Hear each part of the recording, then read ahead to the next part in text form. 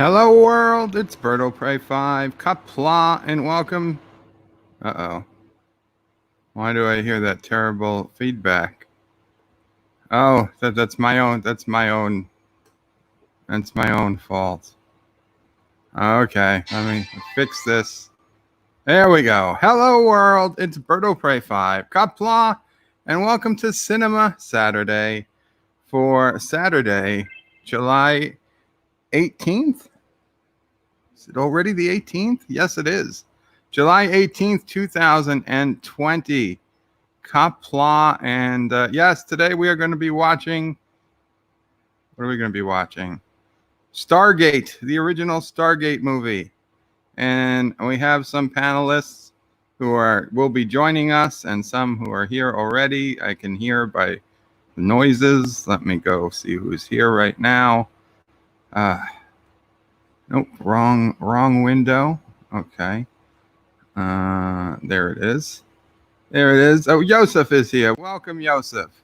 Greetings from the future. Joseph, Patrick. Greetings from the future, Joseph. I have to send the link to a few people, and I'll be right back for everyone. And thank you all for who showed up.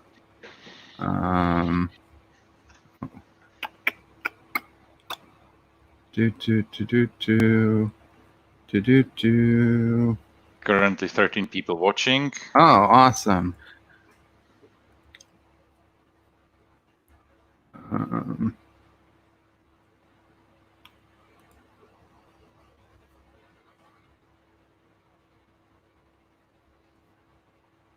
Okay. Right there.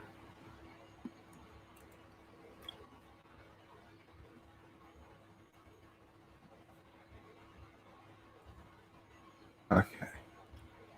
Let's see who shows up. I'm not sure who's around today, but welcome everybody.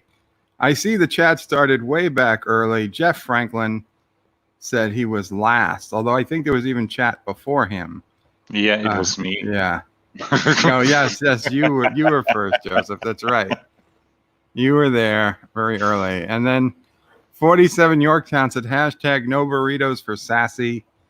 Jeff Franklin says hashtag annual crystal skull for Bird. I don't think so. Eastland Burkholder says love this movie. Dan23 says I remember when this was released and they could get this, and you could get the Stargate toy vehicles, but they weren't even in the movie. Dan23 asked what was the difference between the director's cut, and you answered, Joseph, so thank you. Not Ryan Johnson says hello in Qapla, here before the mob wrecks this place. And Joseph, you said the difference was extended scenes, different open, showing the boy before he takes, Ra takes him over. Added scenes on military base where O'Neill with one L looks over the artifact after he takes over. And a few different other cuts and longer scenes. Dan, thanked you. Carlos at Bird of Prey had a thought. What if the alien AI in Discovery and End of Picard was the robotic race from Star Trek the Motion Picture that found Voyager satellite and upgraded it, making an explanation where it went? It doesn't seem their MO to upgrade something and then send it back. And if they were a smart AI, they should have known that that was created by organics.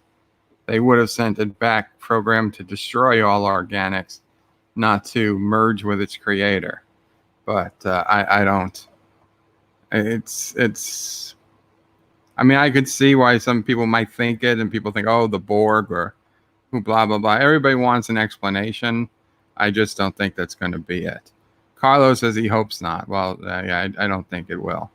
John Street says, we demand a DS9 24-hour marathon stream, Bird of Prey. So get on it for Wednesday, DS9. Not this Wednesday. Carlos says, Bird of Prey. P.S. I hope everyone is as well as can be. Thank you, Carlo. You too. And Carlos says, Bird of Prey. I can't wait for the first 24-hour DS9 this Wednesday. This is the reason DS9 found its footing. and began the process of becoming the greatest Star Trek series of all time. I agree, but we're not going to be doing a 24-hour DS9 stream anytime soon.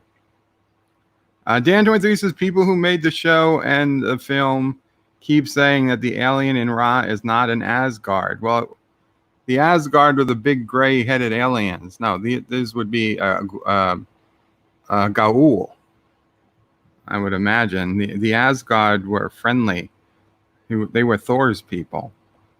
And Star Trek Nitpicker says, watch the USS New York while you wait, which I did. It was awesome. Although you ended the season on a cliffhanger, you son of a bitch. But it's okay. We like you. Yes, there was an Orville and Leonard Nimoy crossover. Dan23 says, what's the director's cut? When was the director's cut released? I have no idea. Long time ago. Carlos says, Sunday. Berto Prey might eat out the date of spam. Mama Prey, the can of spam. Mama Prey say for him. Tune in and find out if Bird streams on Sunday. We're 50% of the way there. He won't, but he might. And Eastland says hello. Welcome, Eastland. Tales on Rails says, are we going to see the movie itself, or do I have to acquire it? Qapla Tales on Rails. That's a good question. If you have your own copy, you can watch it. However, if you would like, you can go to the address in the scrolling across the bottom right now, BOP5.com / SR lowercase, and you'll take you to the BOP5 Screening Room, and you can watch it with me. Now, on YouTube itself, all you will see are screenshots, so that you have an idea where in the movie we are. But the actual movie, you can watch it as if you're watching my copy with me in the screening room. That's only if you're watching this live. If this is not live, if you're watching this later today or tomorrow or the next week, then you have to have your own copy. Now, there is a copy on YouTube. Now, it's not the director's cut, but there is a copy on YouTube that you can watch. It has ads in it, but it's free. So that's one way if you don't have a physical copy. Jim Henry says, howdy, peeps. I remember watching this with Ronald Emmerich's commentary, and I hated what the series did to this movie. And he hated what the series did to this movie. I don't mind it so much. Well, I really love SG-1, so it's fine with me. Eastlands is out-of-date spam. Exciting. Yeah, well, that's how we roll here. Okay, I'm not going to be able to read all these comments, obviously. But let's see who else we've got here in the back. I heard it beep. Welcome, LDG. Hello. Qapla. Hello. Hello. Okay. Hello. I'm gonna look for at BOP5s. Welcome, Jeff Franklin, Qapla, and Jim Henry. Welcome. Not Ryan Johnson. Hello. Where do we have anything? Jim Henry says Qapla, BOP5, Qapla. Eastland says Buck Rogers in 23rd Century did a complete change, dumping much of what people liked about the series. Josh Street says you're late. I'm not late. It was 2:56. It was 4 minutes before I needed to start. I started by 3:01, the latest. Jim Henry says greetings also to Mamo Prey and Sassy. Thank you, Jim. Jeff Franklin wants Dear Bop. That's not happening. Elihu, Qapla, Elihu. Where's the link? I'm putting the link in now. I have to recognize who you are to come up. So I'm sorry, not a stream for first timers. Pixelate says hello. Welcome, Pixelate. Although you're here under a different stream. Admiral Saval, Qapla, Admiral Saval. Welcome. Dan23, Qapla. Richie Poole says, hello, world. Hello, Richie Poole. Pluggerville says, who? Qapla, Pluggerville.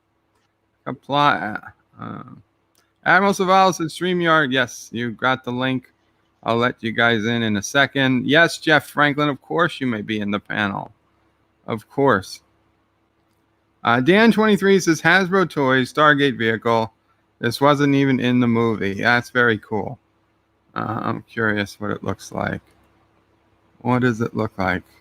Oh, it's a buggy. It's a buggy with gun on top. With shooting laser alien blaster. Oh, no, not laser. With shooting alien blaster. Awesome. Defonda Reams, or just Reams. Qapla Reams. T-Berg is here. Qapla T-Berg. The first cut is the deepest. Rise of Skywalker. I guess it depends how you look at it. Happy Dinosaur 8000, Qapla. Happy Dinosaur 8000. I didn't see your message, but I see Yosef or somebody writing to you. Yeah, Yosef, up to you, huh? You snuck in. Star Trek Nitpickers, Qapla. Said I really didn't want to do a cliffhanger, but 20 minutes was too long. Glad you liked it. Yes, I do. I like the entire series. Rambling Canuck, hello, Bird of Prey. Hello, Rambling Canuck, Qapla. I will be getting to let people in the back in just a second. Wesley Crusher says, Bird of Prey, greetings, birds, turds, and nerds. I made it, Qapla West. Elihu, yes, you can get a link. The link should have been up there a second ago, but here it is again. Admiral Saval says, I want to help review this movie. Yes, the link is there. Wesley says, Bird of Prey, I love this movie. Wesley says, Bird of Prey, kick off LTG. We'll take it. We got plenty of room, but if we have to, we'll kick off LDG first. That works. Yeah. Just so we're clear. Dan23 says Stargate Atlantis. There's a character called Locutus. The actor in this movie is also, but he's playing a different character. Is that it? Locutus. Huh, interesting. Joseph says Wesley, yay, hello. Martin Devon says Qapla, long live Karoga Qapla, Martin Devon. Glad you've made it. And Dan23 says the guy in this movie is also in Stargate Atlantis, but not as the same character. Very cool. Very cool. Okay, so let's go back to StreamYard and let in. We got people waiting. Welcome, Jeff Franklin. Welcome, Elihu. Welcome, Admiral Saval. And welcome, Positive Candor. Qapla, guys. Welcome. 1, 2, 3, 4, 5, 6, 7. Okay, good. So if anyone else comes in, there's still room. Yeah. Hey, Eli, how's your computer working today? Good. It's working good. Good to hear. Mike Richards says greetings from Columbus, Ohio. Bird of Prey. LDG, I love your avatar. Thank you. Oh, yeah, thank you. A lot of work into it. Yeah, you can tell for those who can't see. Yeah, they got the music behind it. Yeah, he's got it all fancy. The thing I don't like about the fancy avatar, and that's just my personal preference, not putting anybody's down. Clearly, that's very nice to look at. But an anti-tracker does it too, is that you can't tell when somebody's talking because it doesn't have the indication of sound. Yeah, wow. True, which I'm actually working on an overlay for that, actually. Yeah, I was going to say, if you could overlay that would be ideal. Or like a sound bar or something. I have a suggestion for you, Pickles. When you're talking, instead of having the circle go around the thing, maybe you can have your little icon cartoon go fade in and out itself when you're talking. Good idea.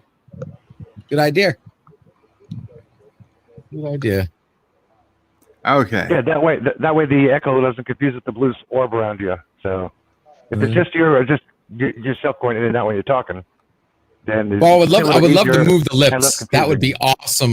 There's a program out there that you can connect it and actually have the lips move, but it's like $1,000 or some crazy stuff like that. Oh, yeah. Martin says, "Is LDG drunk today?" No. No, he's leaving tomorrow. Maybe tomorrow. Maybe tomorrow. So what time is your stream starting tomorrow, LDG? To be honest, I'm going to be hopping, seeing if anybody else is streaming. But as far as my stream, it's LDG's birthday tomorrow. So. Yep. Yes, turning the big 40. Yes. The big You're 40. Going 5-0. If nobody's streaming, I'm thinking of doing something like maybe around 6, 7. 40. But I'll be around. Okay. Yeah, around 6 or 7. 49. 40. Gotcha. Eli, he told me the other day he's actually 49. Okay, all right. Truth comes out. Like your age, anyways, LDG. Well, I'm 953. Like 30, thank you. But you're 50. And I want to do LDG. a themed. Yep. Liz Lemon said, "Move the mouth like the baby from South Park." Basically, he wants you to talk like a Canadian does. Yeah. There you go. Hey, El Karoger, Admiral. I just saw it in private chat. Oh, wait, why is it? Admiral's down with Turkestan. Definitely. He's down with Turkestan. Okay, so Dan says it's the guy who played Admiral Marcus in Star Trek Into Darkness, a different character in Enterprise. Interesting. Martin Devon says, FYI, life does not begin at 40. I think we're all sadly aware of that fact. No, it starts with 50. Oh, is that it? It starts at 50? That's it. Yes. Oh, that would be a big surprise. But hey, Pickles, T-Berg Sci-Fi fan has a good theme for your birthday. UB40, start singing Red, Red Wine. Okay, so guys, if you got your own copy of the movie, camera cutting my head off at all? To be honest, Admiral, the picture is so small, nobody can really see your face. Yeah. Regardless, it's tiny on the screen. Okay, so we are paused 7 seconds into the movie. If you have your own copy, try to get to 7 seconds and pause it. We'll start in a minute or two in the screening room. Hey, Bird. Hey, Positive Candor. Hi, Positive Candor. Hello. I've seen I have a bad different feeling. versions of the director's cut: the theatrical, the canned release, and the normal director's cut. Okay, Positive Candor, please talk. That's all right. Yeah, I have a bad feeling about candy bars in this movie. Yeah, you have a bad feeling about candy bars. Okay, now Admiral, you said you've seen 3 versions of the movie. Admiral Zaval. Yeah, I've watched 3 versions. I've seen the Cannes Film Festival director's cut, which was a special version. I've seen the theatrical director's cut, and I've seen the normal director's cut. Oh yeah, and Bird of Prey. One other thing I wanted to mention, not about this movie, but about Throw Mama from the Train. You know who's also in that movie, right? Besides Danny DeVito and Billy Crystal, right? Who? Your favorite female captain, Captain Janeway. She's in. Kate Mulgrew is in that movie. Yes. I didn't know Kate Mulgrew. Yeah, she's Billy Crystal's ex-wife in the movie. Interesting. I don't remember that. So I would recommend that movie because it's pretty funny. Her parts in it and stuff like that. I'll try to remember to put it up on the next voting. Yeah, or I'll show it, or I'll do a stream. Or you can do it. Yeah, if you already got it, I'll do a stream. Yeah, I have to admit that the Cannes Film Festival director's cut was awesome.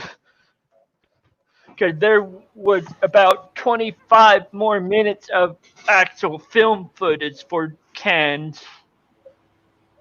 That would be a pretty long movie because this version's already 2 hours and 4 minutes. And I got my own Stargate now. Woohoo! Yay! Well, you have the actual release theatrical cut. Yes, I have the event director's cut of the theater. I don't version, know. The version that I'm looking at. You version have that I'm the looking at is theatrical streaming time. director's cut, which is 2 hours and 4 minutes long. That's what I got. Yeah. Okay, You're saying, Yusuf?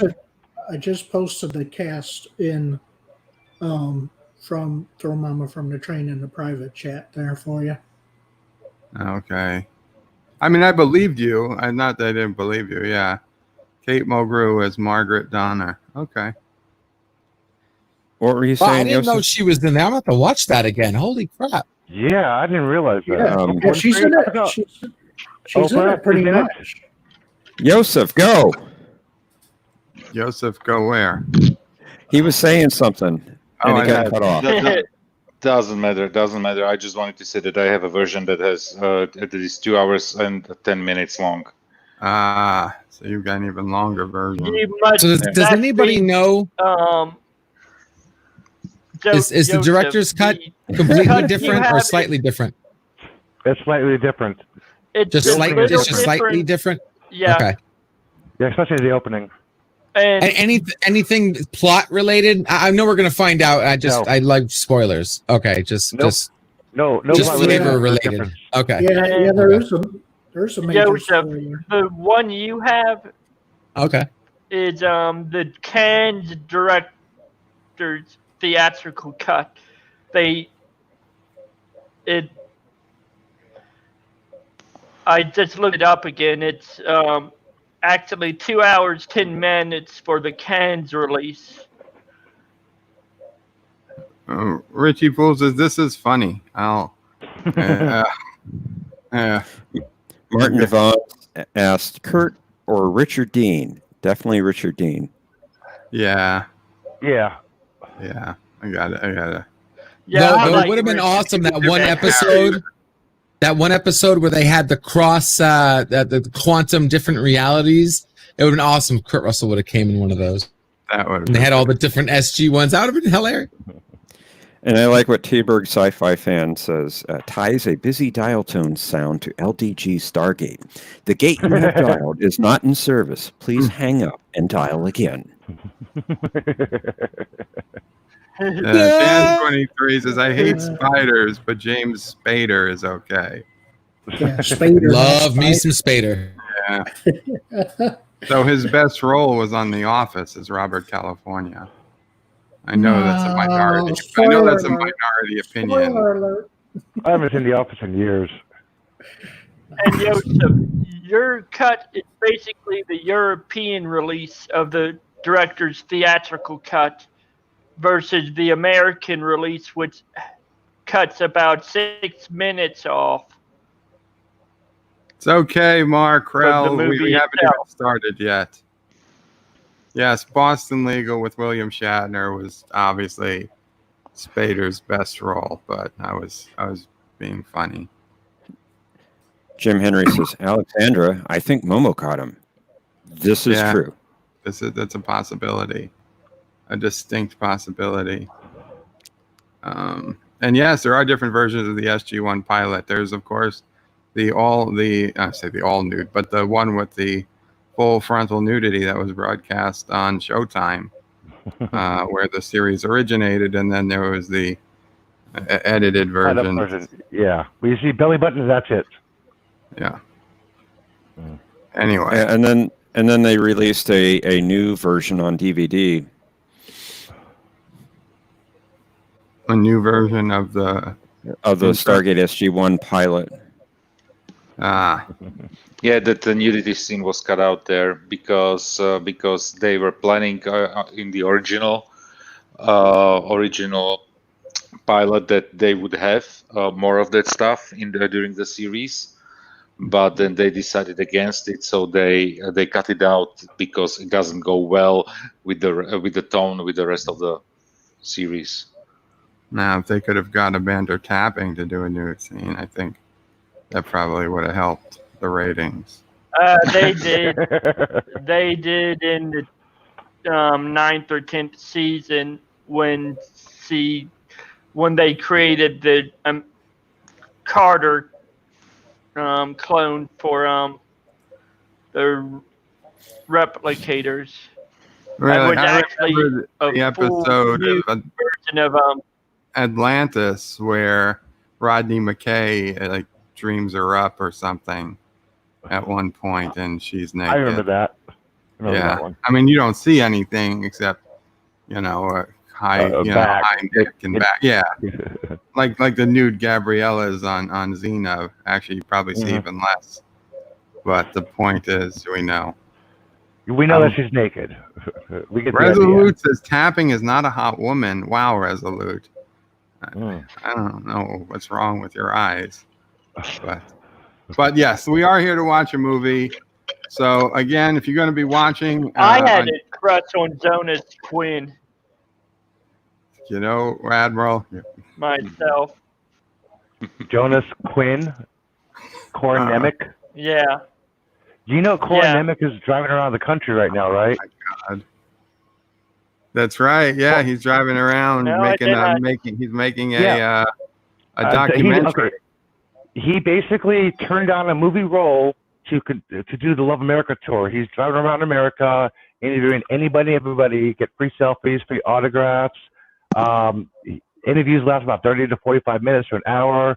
After that, you can chill with them. You can drink a beer, hang out, play some cards, whatever. He wants to hang out with people. That's why he's driving across America. Yeah, he had a GoFundMe set up for it. Yeah. Josh Street says, Bird of Prey, we demand now SG1 Uncut Mondays. I don't think that's going to happen. But like I said, let's actually start watching the movie. Come to the screening room at birdofprey5.com/SR, lowercase, and you can watch the movie there. If you have your own copy, of course, watch it there. And if you can't do either of those, there will be screenshots playing in YouTube. Now, we are 7 seconds paused into the movie. So get your copy up to speed in the screening room. Water. No problem. In the screening room, you don't have to do anything except adjust the sound. I control it in the screening room. So we're going to head there. I'm going to do a countdown from 5. Okay. Guys, if you're not wearing headphones, please either find headphones or lower your volume quite a bit because I just can't have the audio come through on the microphone. So hopefully everybody's got headphones. Yeah, that was what took me a moment. I had to hook up my Bluetooth. Okay. Fully charged. No problem. You can always lower the volume or mute it for the first until you set. Okay, we're going to hit play in 5, 4, 3, 2, 1, play. Oh shit! I'm playing the wrong. I'm playing the wrong version on. Stop. Pause. Okay. Okay. I played the wrong version on the YouTube. Son of a bitch. Son of a bitch. First time that's happened. Open when. Hey, I'm center screen now. No, not for long. Not for long.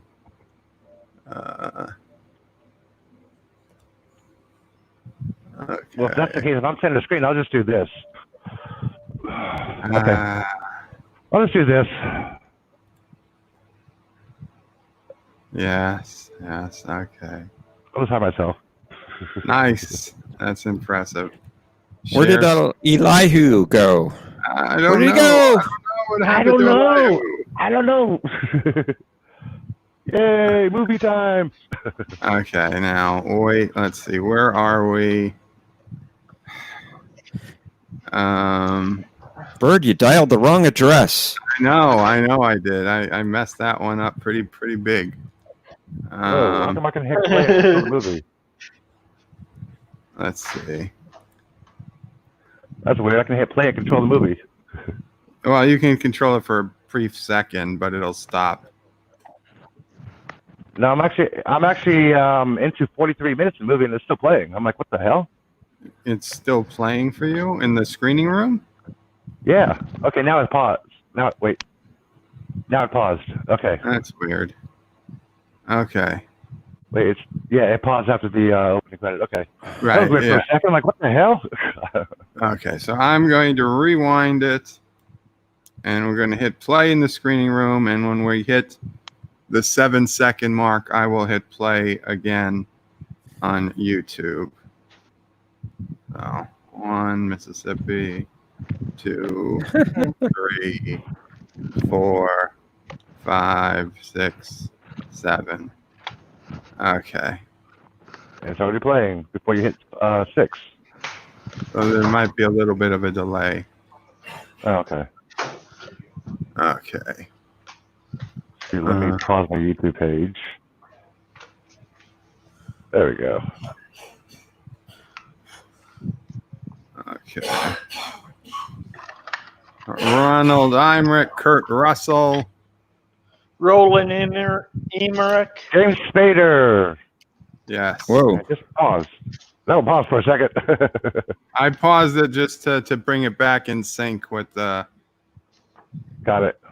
Stargate. Yes, I'm in sync. There we go.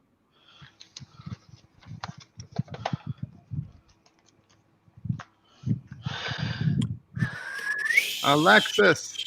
Son of a bitch. Millie Avatila. Yeah, those only 2 characters that appeared also in the series. Or the actors, I should better say. T-Berg is a Backstreet Boy. Are you in this behind backstage, T-Berg? No. More correctly, they did try to get Kurt Russell to play SG, didn't they?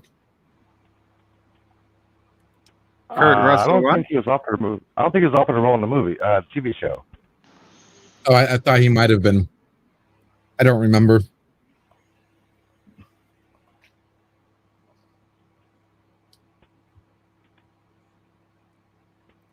I doubt they could have afforded Kurt Russell. Yeah. At the time.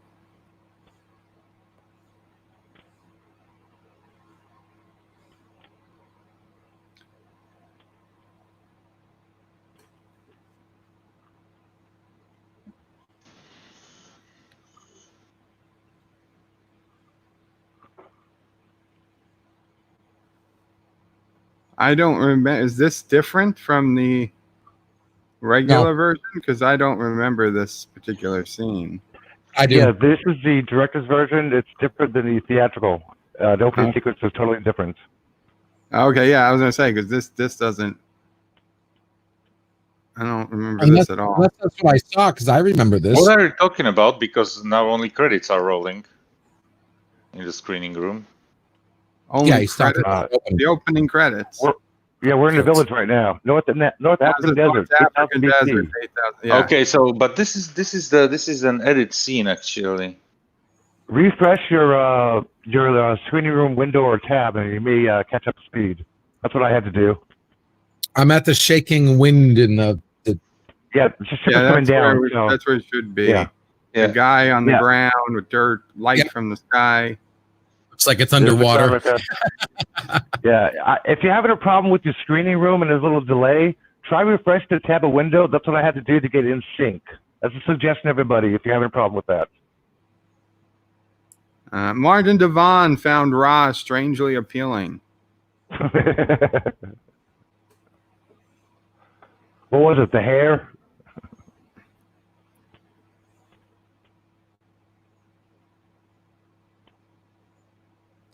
This looks like E.T. You're going to see E.T. come crawling out of the ship. Oh, no. Elliot. Sure, E.T. You can use our Stargate.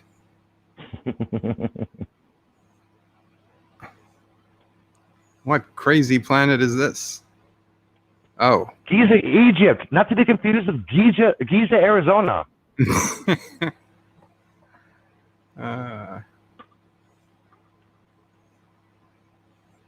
Wait, was Indiana Jones here?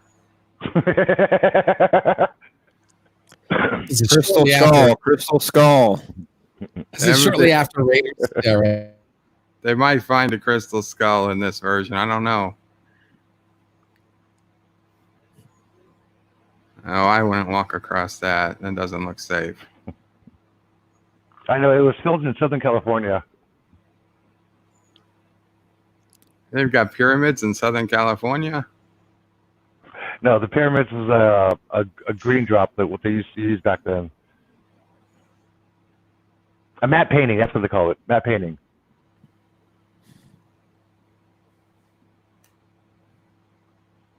But the scene right here was filmed in Southern California, not Egypt.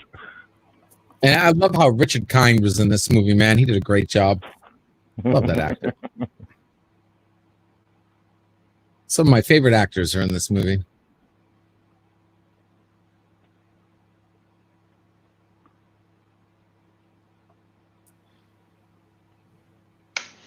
Erica Bari is a personal favorite.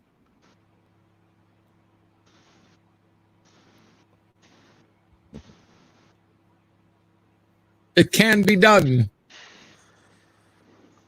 I mean, if we came across a giant ring on the ground, what would possess us to put it upright? I know. I don't know, but they are pulling it from both sides. I was about to point that out. They're stabilizing it. That's a smart move. Just in Yes, case that it goes is. too far forward. Yeah. That's what you call intelligence.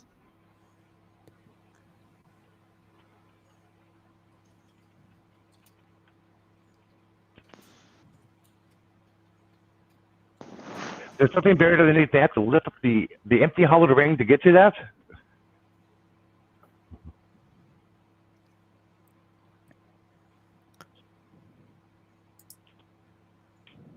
Oh, here's a fun fact for you guys.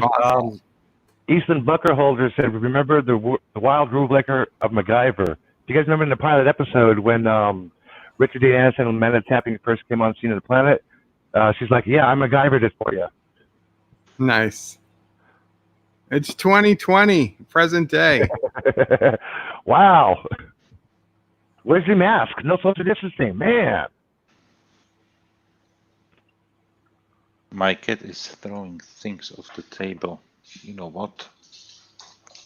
Go away.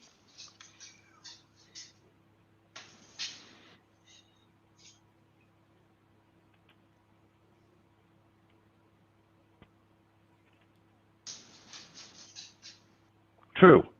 Yeah, Fact. this is true. Fact. No, that was after the fact that he looked at that space and everybody else looked at the spot. Then all of a sudden the instructions from Qapla appeared. And then we can actually say if that was actually there or not. So actually that little presentation is partly true.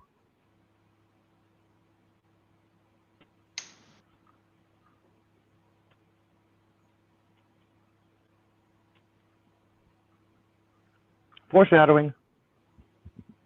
Poor guy. This is actually surprisingly realistic. I can relate to this.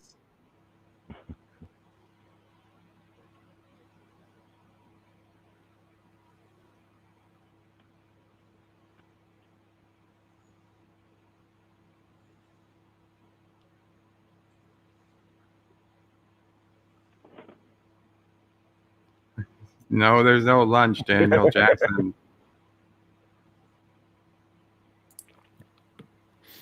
That's too bad. I'm hungry. I mean, I could go for lunch. I got a Chinese chicken salad in the fridge. I'm starting to get hungry myself. All right, let's pause, everybody, for lunch. No, there's no pausing. There's muting and walking away, or turning up your volume and walking away. LDG, I put a note down in the private chat for you. Oh, thank you.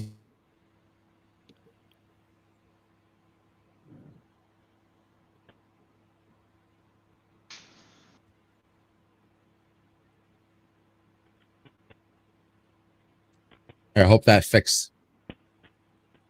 Yes, that sounds better.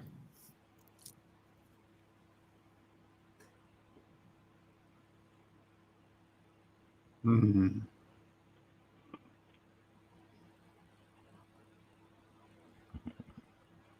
Momo the Vengeful is here. Oh no! Hi, Momo. Only lurking. It's okay. Momo is responsible for Alexander's disappearance.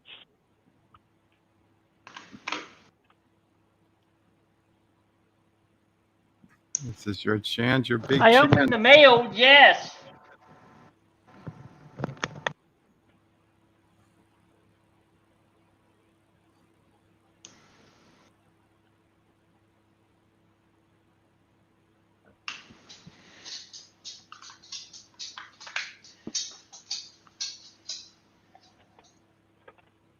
Shouldn't that ticket be useless and everything in all that rain? Pretty close to it. You would think So so. in those days, I Yeah. don't think there were too many barcodes, even though it says present day. Yeah. That's an old car for present day. Present day of 1994. Well, then they should have said 1994. That's not going to age well. They should have known that. It's the government. They want to recycle everything. Save money.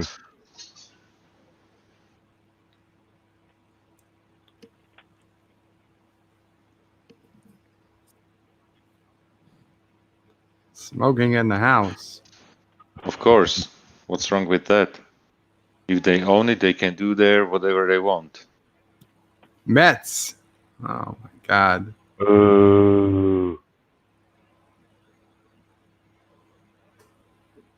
It's Snake Plissken. Oh, wait, sorry, wrong movie. You know, there he kind of looks like, I don't know his name. The guy who played Sawyer on Lost, and now he's on. He was on Colony. Never seen Lost. Okay, and now he's on Yellowstone. Oh, Sawyer, the bad guy. The blonde, Okay. the blonde hair. Yeah. Maybe the hair, but that's about I it. see it in the face. I don't know. No. Well, he's playing on Yellowstone on Paramount Network now.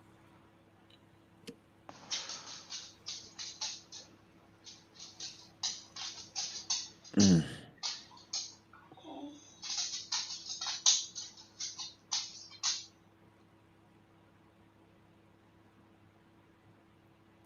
Is that the only gate that really stops you from getting into?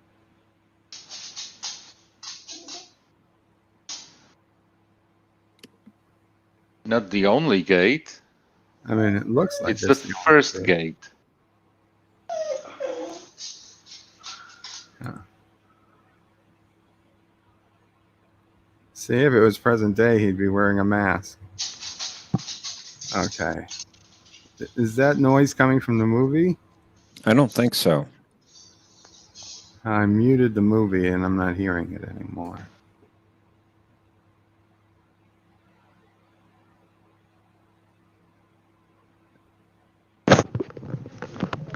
What noise are you hearing? Like metal. I don't know. I don't hear it now.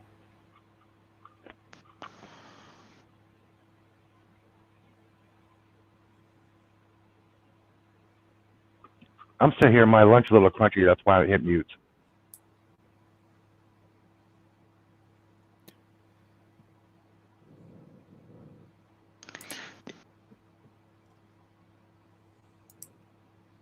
you could create over 77 billion combinations on the gate. And that's just of 7 or of any combination? Well, obviously, it can't be any. All of them using mathematical combinatorics. It implies that a single Stargate can locate 77,519,922,480,000 places.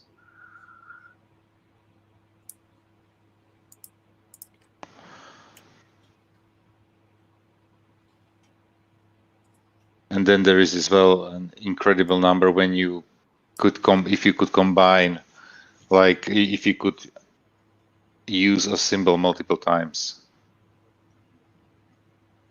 But that, of course, is only mathematical, because obviously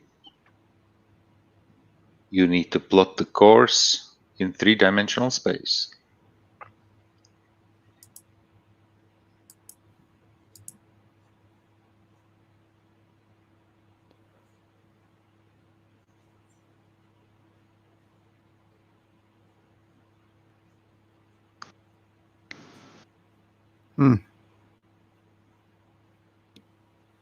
Exactly.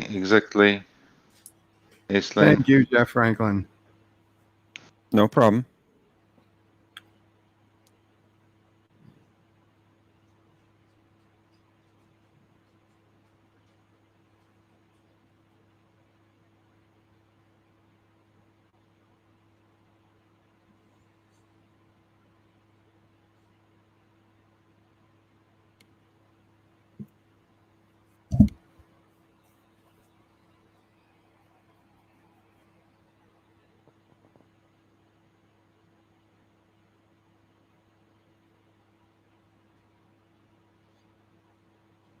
By the way, in this movie, it is never explained how they dialed the gate when they were returning back.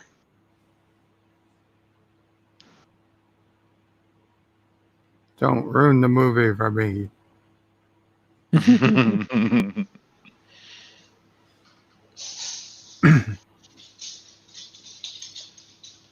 hearing that noise again.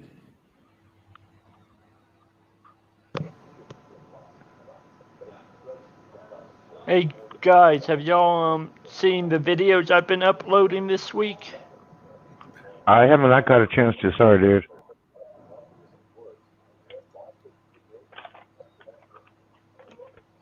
Neither have I. I'll check them out though. You're uploading them on Twitch, right? I'm streaming on Twitch, then uploading them from my database on my computer to YouTube. Ah, okay.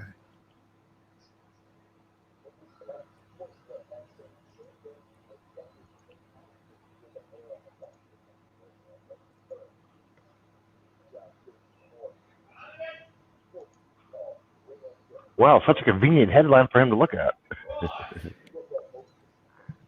Yeah, that's smart. And just pull this away from military guy. He's not going to care. He asked, can I borrow this after he takes it?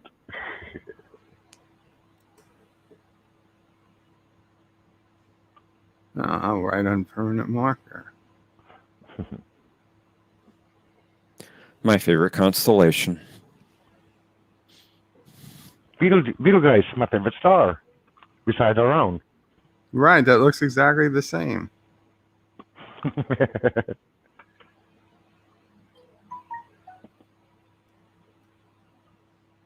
of course, constellations 10,000 years ago are different than positions are different than they were now. So, well, their locations are different. They wouldn't only the location changes. Yeah, exactly. The location changes. So, yeah. Like, how would I actually get that? They don't explain that in the movie. It's like, okay, we're going to use 10,000 years ago coordinates, not our coordinates. Otherwise, the Stargates would not line up. They explained that in the TV show. Yeah, I was saying they definitely talk about it in the TV show. Here they are traveling to a different galaxy, as far as I know. Yeah, and in the movie, Abydos is very close. Not only that, but different cultures have different constellations. I know. It's whatever basically looks like to the eye of the culture. Some people think Orion the Hunter looks more like a dog. Aroo! And Cassiopeia is a snake. Yeah, I still miss my doggy. It's gonna take a while for me to get over him.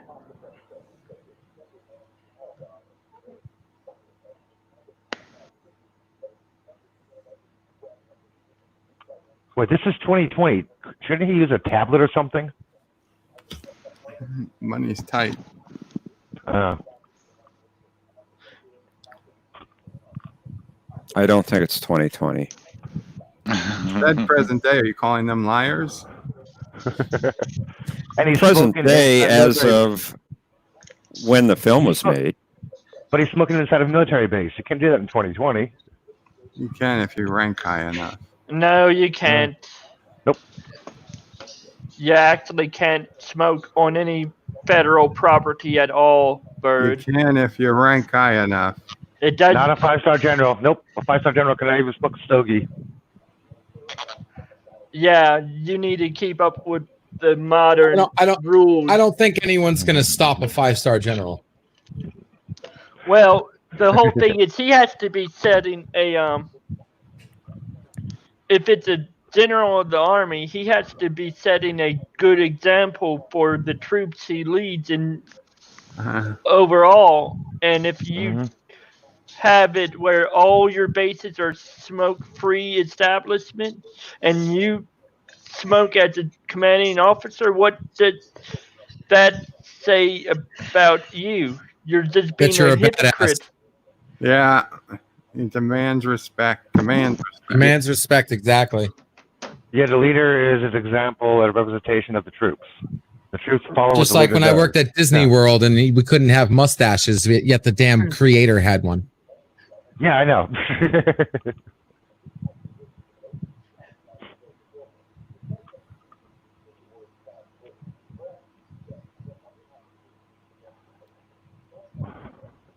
Oh, this was a room that they turned from a conference room into the control room.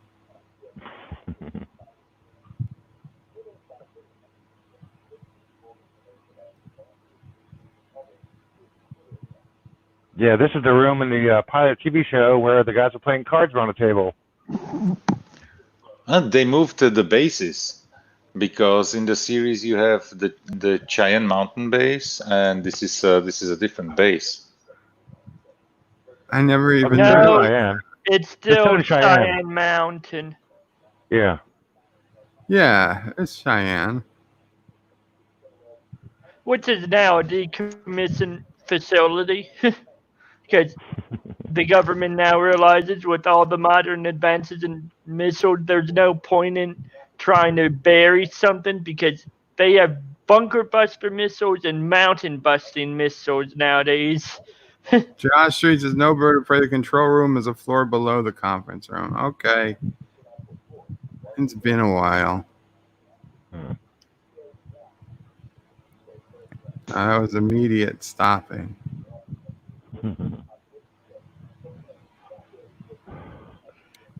It's funny how Why is the Martian flag from Mars Attack on the screen? That's the flag from Mars Attack from the Martians.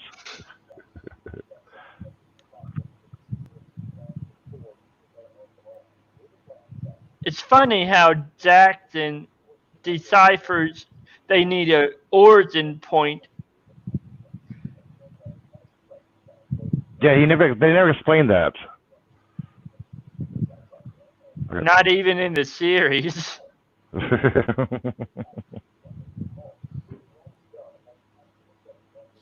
So Jackson must have been a savant or something.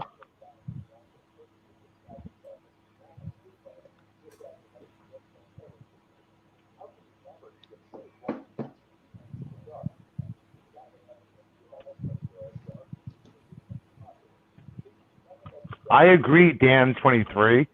I have a very hard problem with this upcoming scene right here.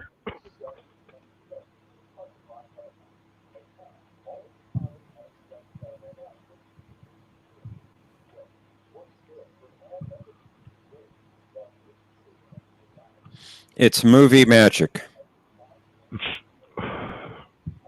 Right, because why not just try every damn chevron for the 7th chevron? I mean, how long would that have taken? A day? I know.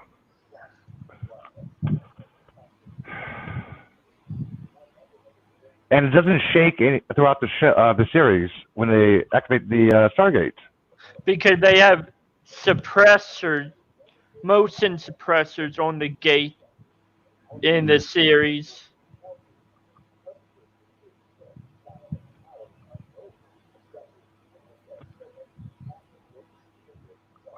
I'm not saying it's aliens, but it's aliens. Okay, Mr. Sukalos.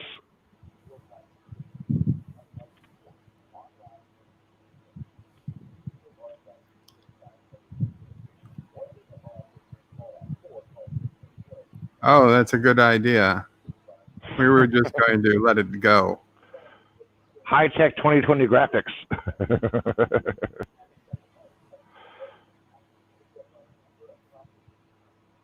You would have thought the Goa'uld would have been smart enough to take the Stargate off of Earth altogether, considering humanity rebelled.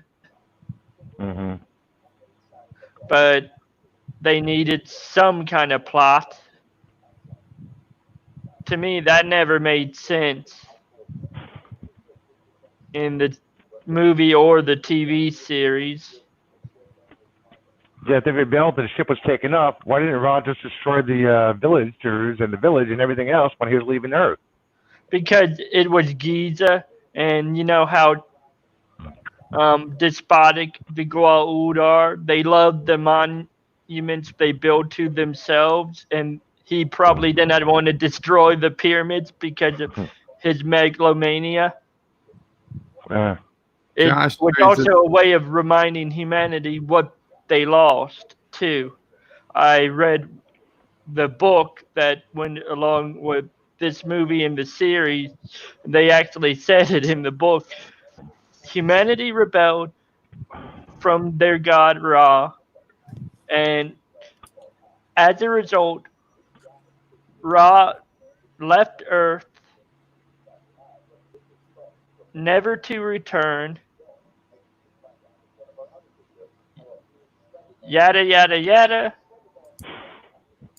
Since millennia later, crazy crackpot scientists deciphers how to work the gate when Ra should have taken the Freeze gate and in enhance. the first place.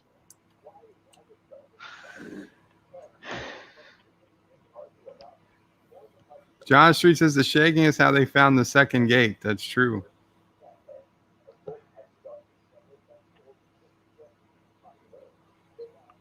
Oh, from Antarctica, that's right.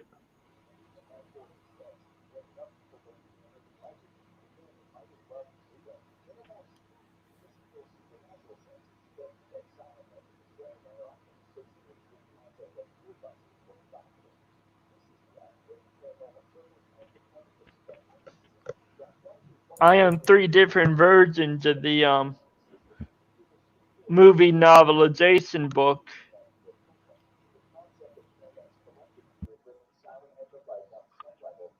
Yes, Josh, I remember that episode. The camcorder was stuck in the cuneiform jar. He's positive. That's all I need. Oh, he's full of shit.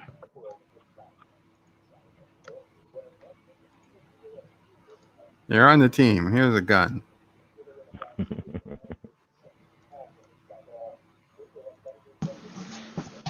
Nothing unexpected in the United States.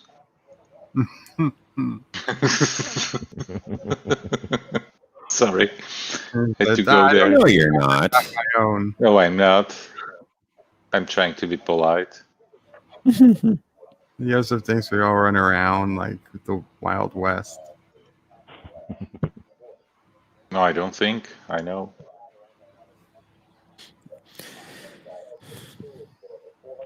Boy, that's not the United States I see, Joseph. No?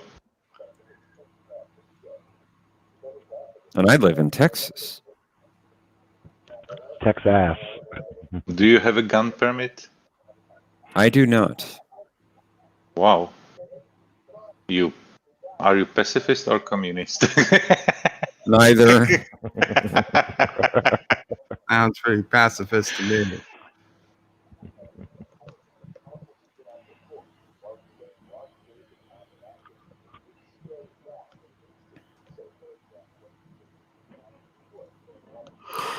Not that I haven't thought about getting a permit, buying a weapon. You know, I'm never gonna own a weapon myself. It's too risky in this day and age.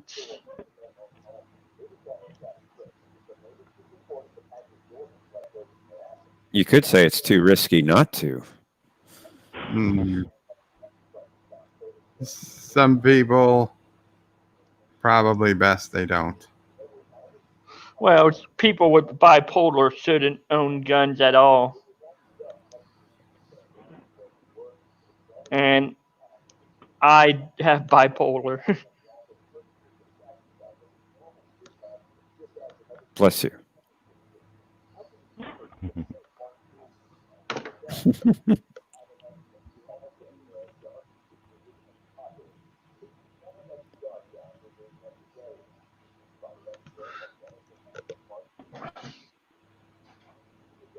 I've got to do this.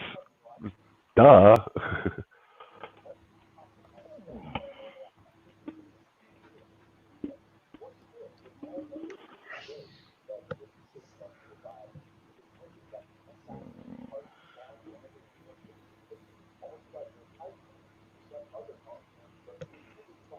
Momo identifies as an attack helicopter. Okay, Momo.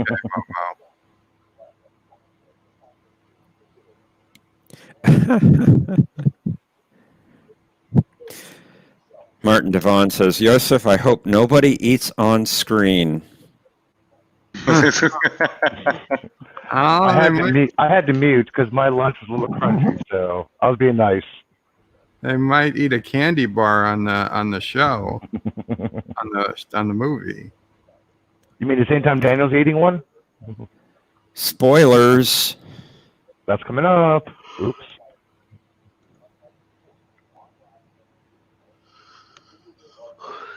Lock and load. Oh.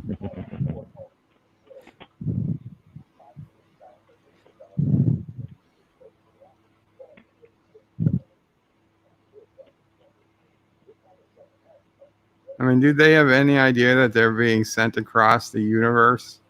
Not even the galaxy. Yes. That movie. Yes. Yes. They They sent already a probe a few identified minutes the ago. galaxy. Shouldn't Daniel Jackson have had to gone first, since he's the He one should that have. promises he can get them home? Wait, but it is military, so you need military to go You first know, to the it's location. It'd be military. so funny if the gate shut off right Yeah. now. Power failure. Psst. Go into the gate. There's people lives waiting on the other side. Come on, Daniel, hurry up. Somebody kick him through the gate.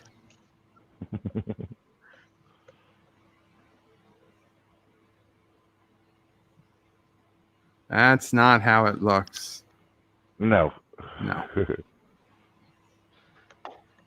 Actually, the gate waits for you to fully and go inside before it teleports you. Yeah.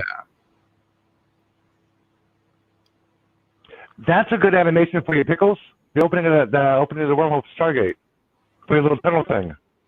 I never liked this animation because it's not really, that wasn't really a wormhole. I know, It was but like the a animation. railway. You know how I was telling you about the wire going through like a tunnel vision? Like that kind of Yeah. opening sequence, like that. Oh, okay. Well, just a suggestion, man. Oh, yeah.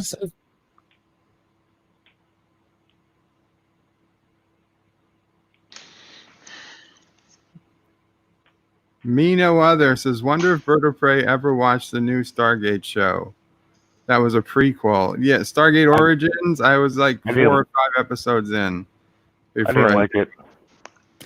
I didn't even see it. I was like, they did it. They did it. They made a Stargate that make universe look good. Universe was good. Okay. Universe was good. Sure it was.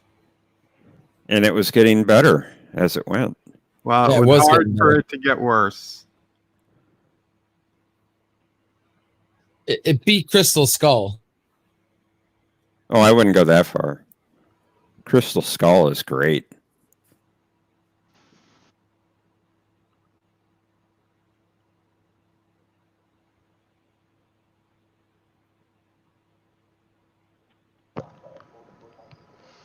Did you notice they showed all the soldiers, but French Stewart was not shown until they get him close to the lines? You notice that? Good thing he brought sunglasses. There was absolutely no indication of bright light.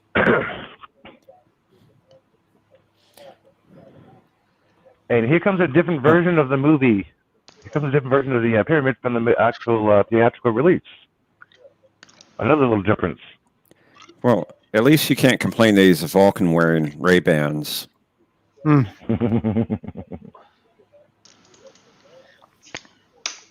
Bio Mike says Jaffa, buy at SD Game Swap. Creed.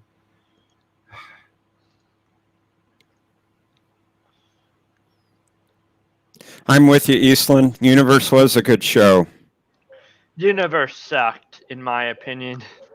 Oh, come on. Elijah was the only one left when they left the galaxy.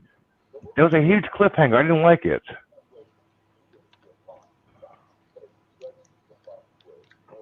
Why At they least we left know he failed and they all died. You know why they did that is because they put them all into suspended animation and set the Destiny back on an automatic course back to Earth. Actually, they were going to another galaxy. Another galaxy. That was going to take 3 years. They did that because they didn't know if they were going to buy out or not, if someone was going to buy them out and continue. So they had to do something. I thought it was a good move, but nobody bought them out. That's too bad. The show was really, really good at that point. Had they been Yeah, I canceled hated the today, last they of might it. have got a season on Hulu.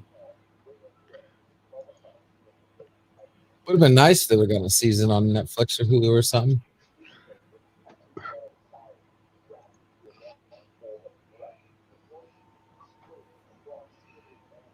I agree with you, Vile Mike.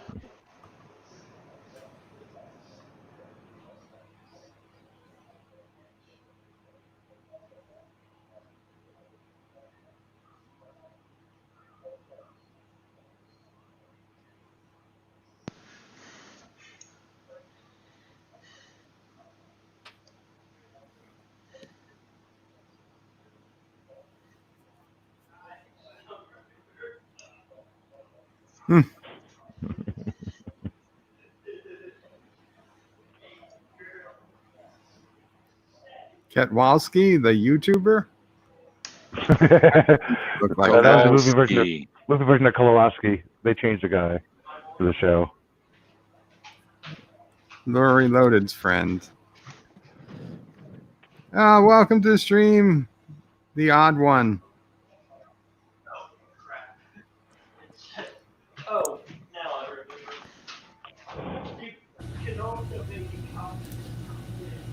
I think we're getting some background noise from Admiral. Are you guys still hearing it? No.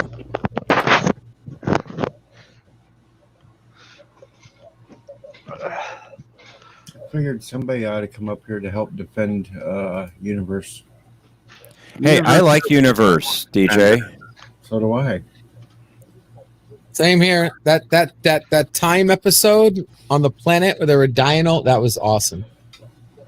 I didn't even notice you were in the room, DJ. The little pink bunny way down in the bottom corner. Just got here. Do you like it? Do you like Universe as much as you like black holes? What? I said, do you like Universe as much as you like black holes? I never. Where are you going with that? I Positive never got gender. into the big black hole. I slept through that.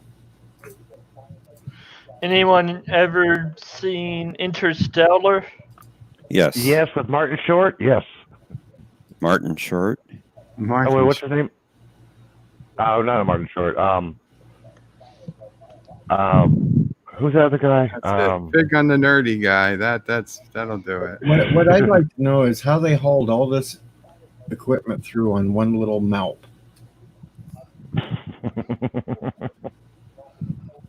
Movie magic. Well, the mouth is like 6 meters long. But still, all that But equipment. it has no storage. It has no storage. There was no luggage being seen go through the Stargate. No extra cases. I see your point.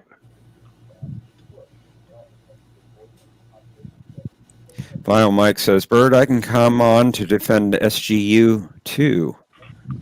Yeah, Well, welcome too, Vile. I put the link in. You think you TK How up many into inner space? people are you allowed to have, Bird? 10. So you pay for this on the premium? I do. How much a month does that cost, or is it a yearly thing? 25 a month, I believe. Yep. yeah, that's right.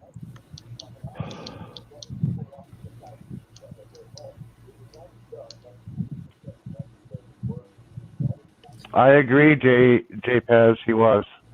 And I agree with nitpicking nerd. Why didn't they open the gate again from Earth to talk to him to make sure they arrived safely and to send more equipment and supplies? That would have made most Exactly. sense. Exactly.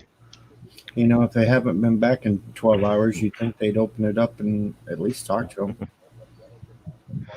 Remember, this is a covert reconnaissance mission. Can't be too covert, though. They'd already sent I one don't through. think anybody would be putting their hand up to an alien animal. I would. Well, it's got a harness. Yeah, so It's domesticated. It's Now- domesticated. Chocolate could be poison to them, like it is dogs. Hello. Well, that's one way to find out if it is. that's right, Daniel. It's got a harness. Let go of it. The music And is there goes perfect. his sunglasses. His Yes. sunglasses flew off somewhere in the desert, but he ends up having them again. You guys notice that? He lost a shade, but he ends Why up having did them that again. animal get so far away from camp to begin with? Yes, Quantum. It's called Fred in here, but it's just easier for us to watch the series over and over and over just to call it a Malp.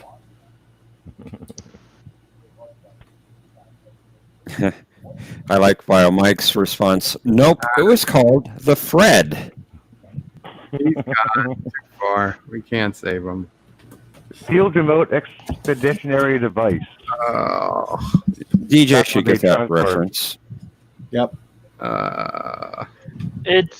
MALP is short for Mobile Analytic Laboratory Probe. Yeah, just click on the link. Josh Street's trying to say that aliens love to take me for sexual experiments. How many times has that happened, DJ? Well, enough that when they show up, I'm going to fly a plane into them going, "Hello, boys, I'm back." In the words of my generation, Me no other, says Vertebrae. The military makes every soldier wear 5 times what they can carry in real life, so the little car is normal to carry lots of equipment. I believe it. Nitpicking Nerd says the 3 moons look exactly like Earth's moon. Cheap copy and paste. You're not supposed to notice that. Notice what? Huh? Yeah. It's just moons. DJ was abducted by aliens and came back a pink bunny furry.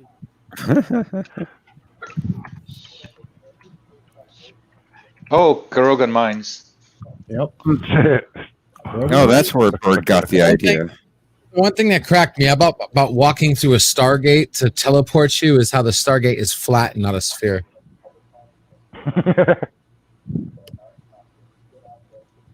Because these Trying to all tell of us- these, trying to all tell of us these something? worlds are flats. Do you notice the emblem on their berets? We found your horse creature. No, I did not notice the emblems.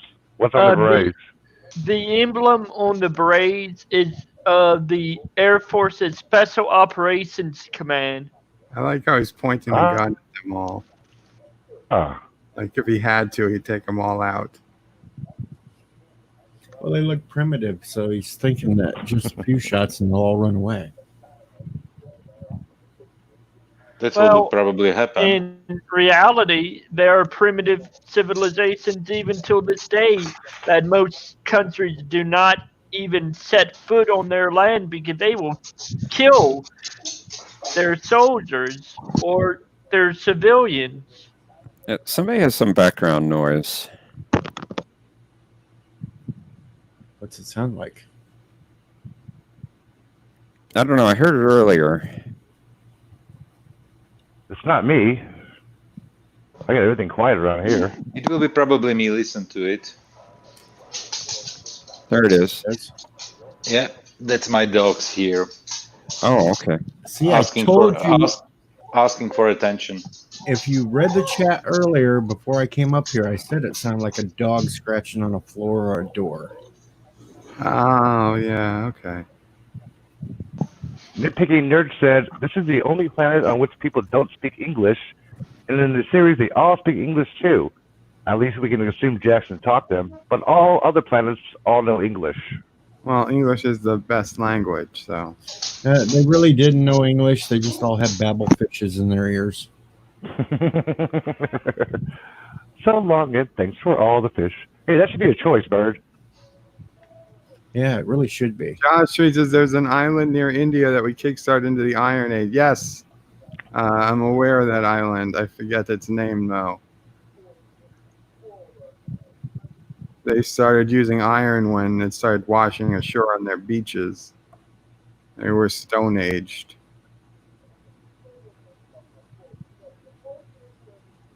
And they kill everybody. Yeah, I don't know. When I started watching the show, people were talking German, not English. I was just disappointed in the later seasons when the Gould stopped sounding weird and started speaking normal English. Yeah, without that grumbly voice thing, echo voice. Yeah, and then Ball turns around, he's starting to speak normal. It's like, what the hell? They pulled a bee on me. They got rid of the echoes. No, they didn't. Did they? On V, by the time it got to the TV series, they quit using the sound effects, and they all sounded normal. Well, except when they started to differentiate that when they were able to with the not the MD of the Gould. I forgot the name of the other ones, not the Gould. The Resistance Gould. Tok'ra, thank you. Tok'ra. Yeah, they differentiate that when the eyes glowed, the symbiote was taken over and the voices changed. When the eyes stopped glowing, they were the human part and the voices were normal. Yeah, but when it got to Ball, when he was on Earth, he spoke perfect English. Oh, no. Oh yes, he switched the voice to blend in. Yeah. Yeah. That's right. And after that, no Gould ever talked weird again. They all had normal English accents. No. Product placement. Free commercial. Because that one, the chubby one that was supposed to be the great inventor that they brought to Earth that wanted to eat all the time, he ever used the Gould voice. Ball's father. Actually, he did once. He was the one who made light that we don't really have to speak like that. You mean Naros, the guy who ate so much that he made a human glutton look sane? Yep. Yeah, I think he was supposed to represent that. He did it once, maybe twice, and then the rest of the time he just spoke normal. That was an awesome actor too. That they say the voice changing in for the series actually hurt the actor's voice box, because especially if you were male, you were having to go at a lower pitch than your normal voice would be. And no, Jim Henry, that one wasn't Dom DeLuise. Dom DeLuise played a different character.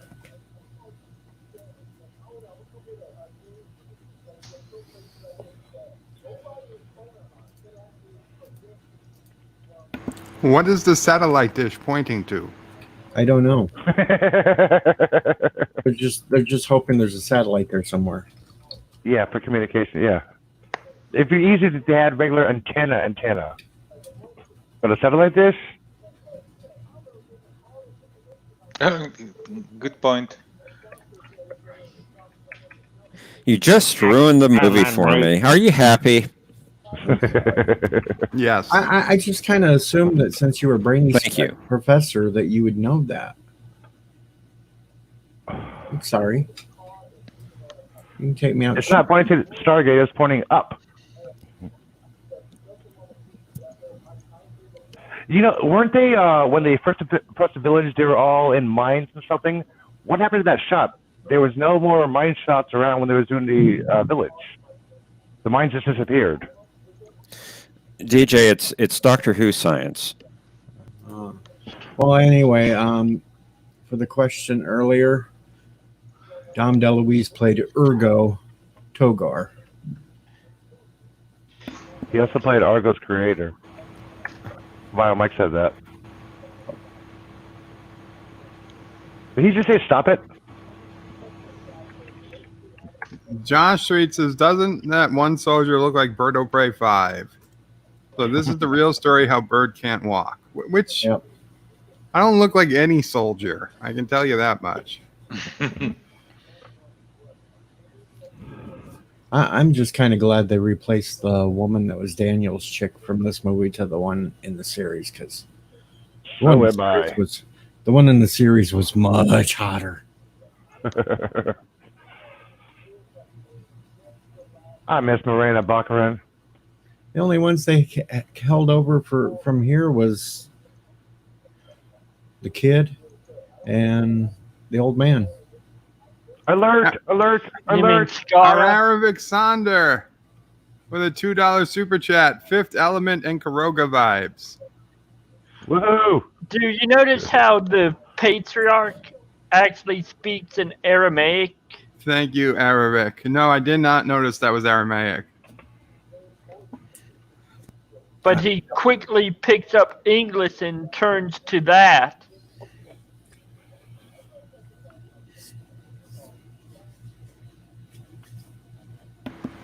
It's the Eye of Ra. Ra was creepy. He seemed to like to take over little kids. Yeah, he was a molester, I guess. Though there was a big blooper between this movie and the series. Me no other says the satellite dish should be pointing to the other team, but it was pointing up. Yeah. See, there it is again.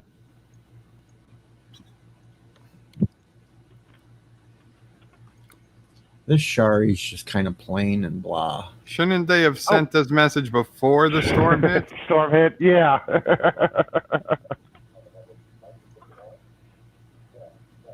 Nitpicking says maybe the radio signal was bouncing off the 3 moons. There you go. go. The signal would have been delayed about 7 to 8 seconds. We had to go to 3 moons. But then again, how did It takes 1.5 seconds to bounce off our moon. Yeah, but It'd be a major delay. yeah, but we got something reflected off on the moon. That's how we do Come that. on, do you really not know that you're being locked in for your protection? Yeah, that wall's going to keep the storm out, or King Kong.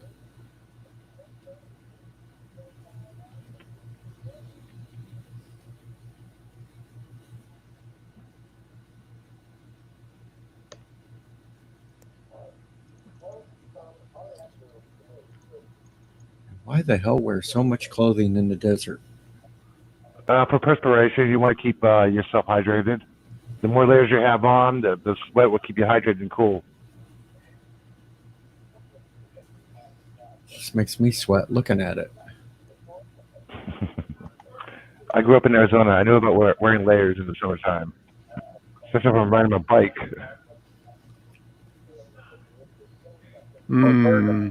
I kind of off side note, I got a message this morning. Yeah, also to prevent sunburn. What did the message say? PJ wants to do a monthly show called the Peach and Deed Show. Hey guys, I'm linking a article in the privates that y'all might want to read. Okay. You can put it in the public chat if you think anybody else might want to read it.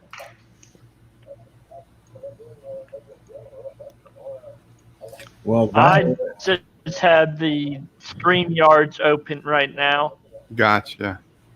well, Vile Shanks did marry Alexa, so yeah, I Page is not loading. Oh, there it is. Oh yeah, I read about that.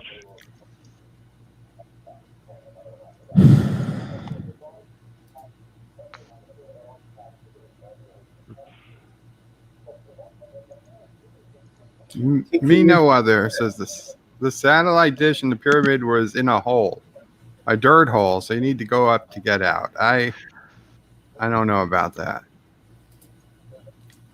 Tiki, you're just a sick individual.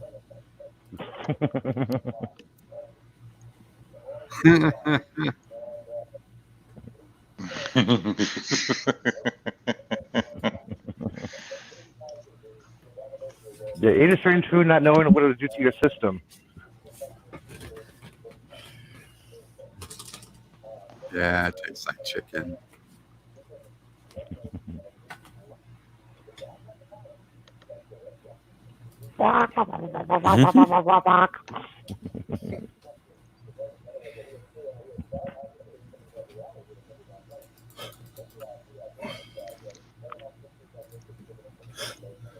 Nitpicking nerd, you deserve your name. What bugs me is how Daniel's glasses stay totally clean all throughout the movie, despite being in a dusty desert. Yeah, that bugged me as well. I just thought of my. I didn't realize that. Oh my gosh! I just realized my focus in for Monday's show. What's that? The Stargate universe. Huh. The TV show. We can talk about the movie and all the TV series and origins, and we can nitpick it all apart. Origins? Yeah, it was like a little web series that they had on. I know. That was so bad. Yeah, it was so bad, but at least they attempted to try to clear it all up in the last one. Oh, the last 10 minutes, you mean? Yeah, the last 10 minutes they tried to rewrap it so it made sense with the regular TV show. Definitely, they made it definitely sounding better than what they did on Discovery. But still, that might be interesting for Monday's show. Whoever comes up on the panel, we talk nothing but Stargate. I will be asleep because you are streaming too late for me. No, I won't start until about midnight or 1 a.m. for you. Yeah. Take a nap in the daytime to be awake. I just can't do it any earlier because I got a radio show. That's completely fine.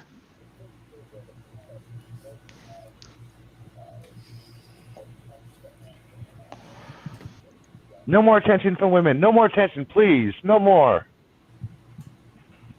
See, she ain't a bad-looking girl, but I like the one from Stargate, or Stargate SG-1 way better. Really? Yep. I'm the opposite here. No, me no other says, watch later, Bird of Prey. The group invading Ra ran down the crater hole later on in the movie. Okay. Just a short stream. Famous last words, DJ. No, Martin, the Monday shows, we do try to keep it under 2 hours. Nitpicking nerd. She's an Israeli actress from my country. You have a good export.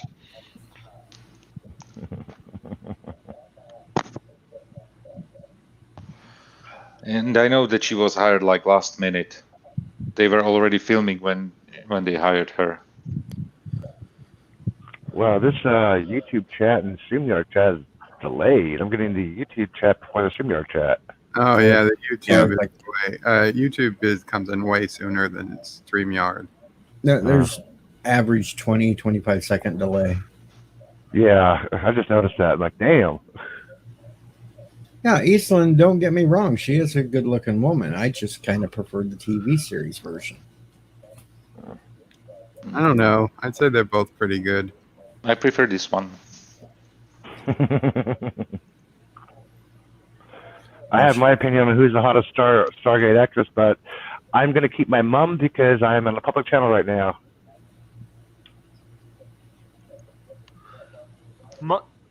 My favorite Stargate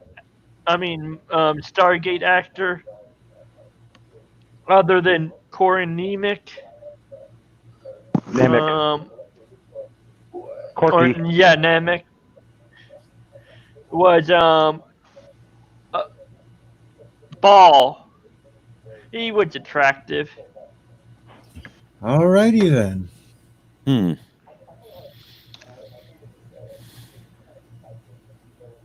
Claudia Black. She was perfect. No. She's the bottom. No. McKay's sister, whoever she was. DJ, see no competition. I would take Dr. Fraser over her any day. No. My most attractive favorite Stargate actress is she played a Qapla warrior. Oh, T'Pol. Yeah, she played a Qapla warrior. Jolene Blaylock. Nope, not her. Well, Jolene did play a Qapla warrior. Simone Bailey? No comment. You go over to Simone's streams, don't you?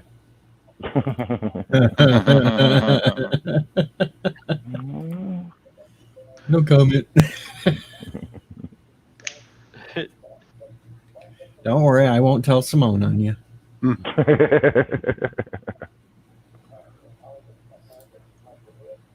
So which soldier looks like me? I don't get it.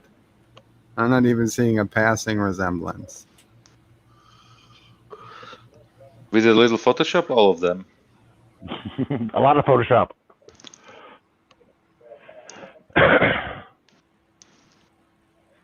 After this stream, I'm probably going to be streaming myself on Twitch.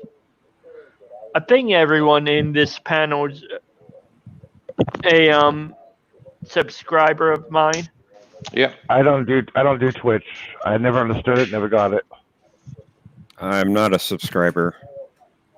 I'm a Twitch subscriber, but sorry, I don't use Twitch. I just tweet. I have a Twitch account. Yeah, I'm a twit, not a Twitter. Yes, so Mr. you're Londo, basically a twat. that's what we are doing. me no other wonders when someone will deep fake the actors to match HG1. Oh, DJ's power is out. He said something blew up outside his house. and knock Oh it no! Transformer, maybe. Need to investigate. He's got a show in too. DJ, do not investigate a down line or blown transformer. Call your utility company. He can't hear you. He just sent an SMS. I just sent a message to be safe. Don't touch any stripped wires. Yeah, Yeah, I know because that. those heavy. Any wires unless he's wearing rubber gloves.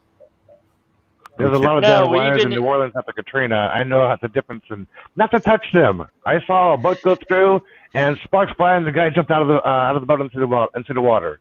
The Libyans. My wires are dangerous. Says Tiki of Doom. It's the Libyans. They found me. I want to help, but they found me. Run for your life, Marty. Who? Libyans. Who do you think? The Libyans. Well, I mean, his name was on the van, Hi, so that's French. how they found him. You Hi, know? French Stewart.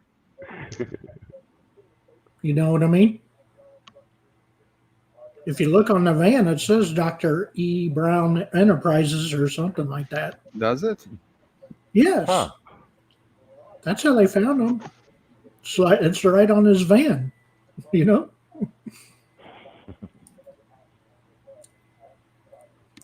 It's like, of course they found you because your freaking name's on your van, man. Didn't notice that. Nitpicking nerd says Anubis bombed the power wires in his area. Me no other wants to deep fake over my face with Ra. Make Ra the Karoga leader.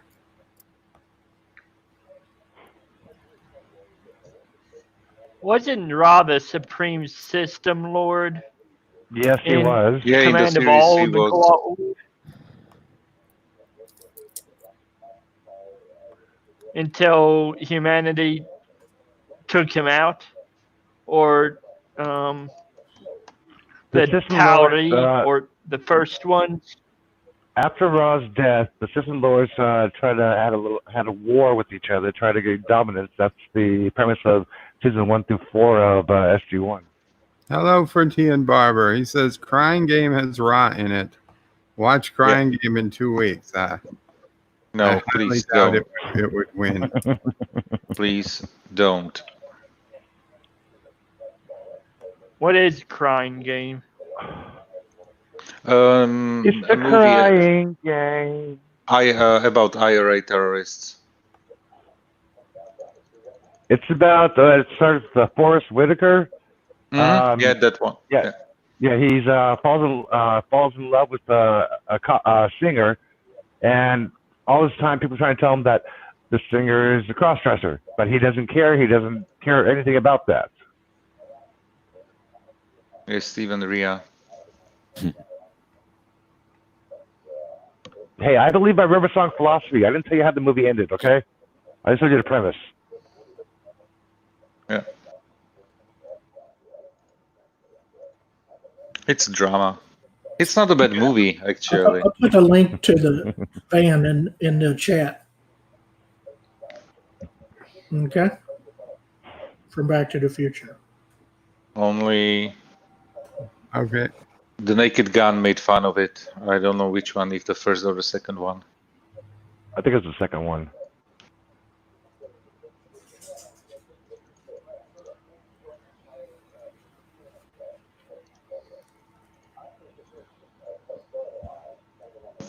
He's going to give up smoking? It's Morena Baccarat, not Modena. I know. Still check.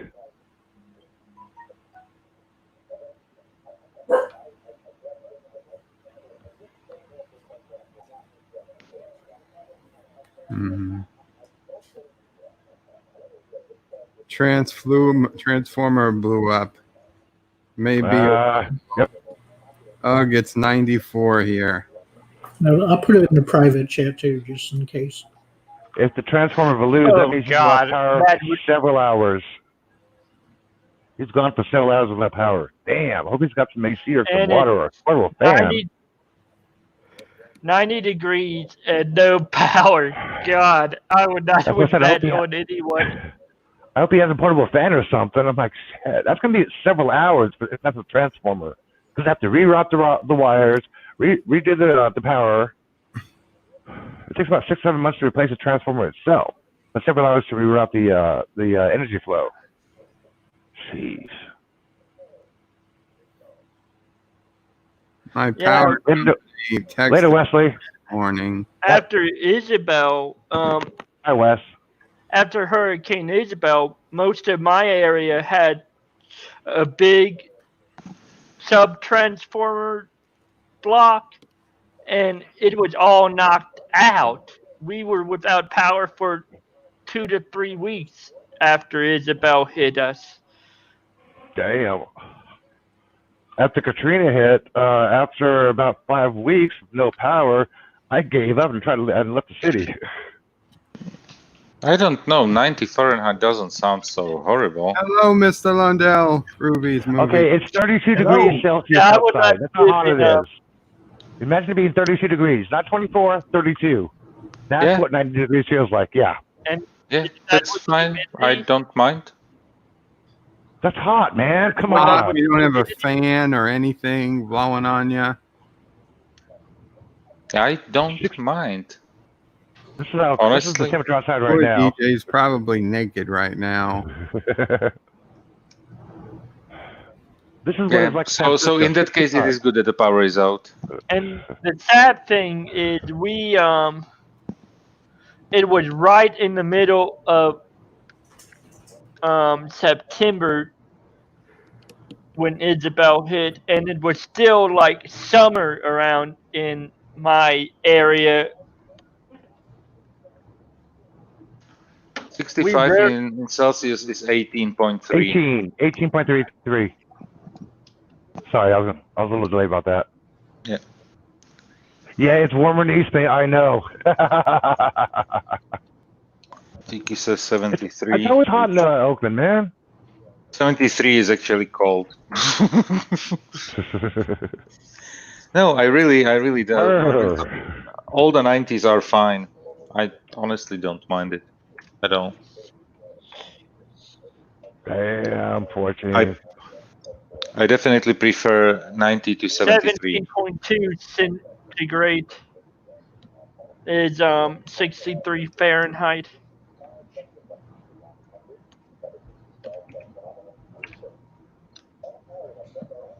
Yeah, San Francisco Bay is kind of weird because it can be 59 degrees in San Francisco and 80 degrees 1 mile away in Oakland. That happens off the Great Lakes too. That happens everywhere. I mean, it's And That we also have happens all- microclimates in the city. We have In my microclimates. area too. In the city, if you don't like the weather, Yeah, walk a that few happens. blocks. It could be 70 degrees here where I live, and in the Mission District, which is about 15 blocks from me, 85 degrees. I've seen that so much in Texas. I mean, that's nothing odd. That happens all over the world. Mm. Temperatures aren't as constant as they would have you believe. The what? Good joke, Martin. Ha ha ha. Guys, are any of y'all familiar with the Tidewater region of Virginia where all the East Coast military bases are? Of course, I was stationed there. Yeah. You drove through them. You should know where I'm going with it. In one area, it can be like 90. Another area, it can be 80, It could be 70, 60, 50. So, yeah. And You it don't could have your be coat with you. in one section and not in the other. If you go to basically Suffolk, then it's way cooler in Suffolk versus Norfolk. You know? Okay. And it's only like about a 20-mile difference or so. Yeah. And then, Where were you stationed? In Tidewater. Well, I was on an aircraft carrier first on the Truman. So we were stationed at the Norfolk Naval Base, obviously. So you know where Chesapeake in Western Branch is, right? Yeah, of course. You know what I kind of go through in Western Branch, because normally Western Branch doesn't get any rain that much because it's right on the Dismal Swamp. Yeah. It's all like swampland in Western Branch, basically. Yeah. I mean, most people went to, when they were stationed there, went to Williamsburg, where the Busch Gardens and stuff was at. And that was pretty cool, seeing that kind of old town look of Williamsburg and everything. Oh, yeah. Colonial Williamsburg is classic. Yeah. Yeah, I would recommend somebody go there. I imagine it's still the same. So where did you retire to after your service? And how many years did you serve? 20 years, and my last duty station was Jacksonville Naval Hospital, so that's in Jacksonville, Florida, so I live close to there. Were you a med tech, I take it? Yeah, corpsman, yeah. Hospital corpsman is the Navy rate in the Navy. What rate of corpsman were you? First class. See, that's exactly what we were talking about earlier, the uprising. Why didn't Raw, after the uprising, just destroy the village? So yeah, E6, basically. That's what I retired as.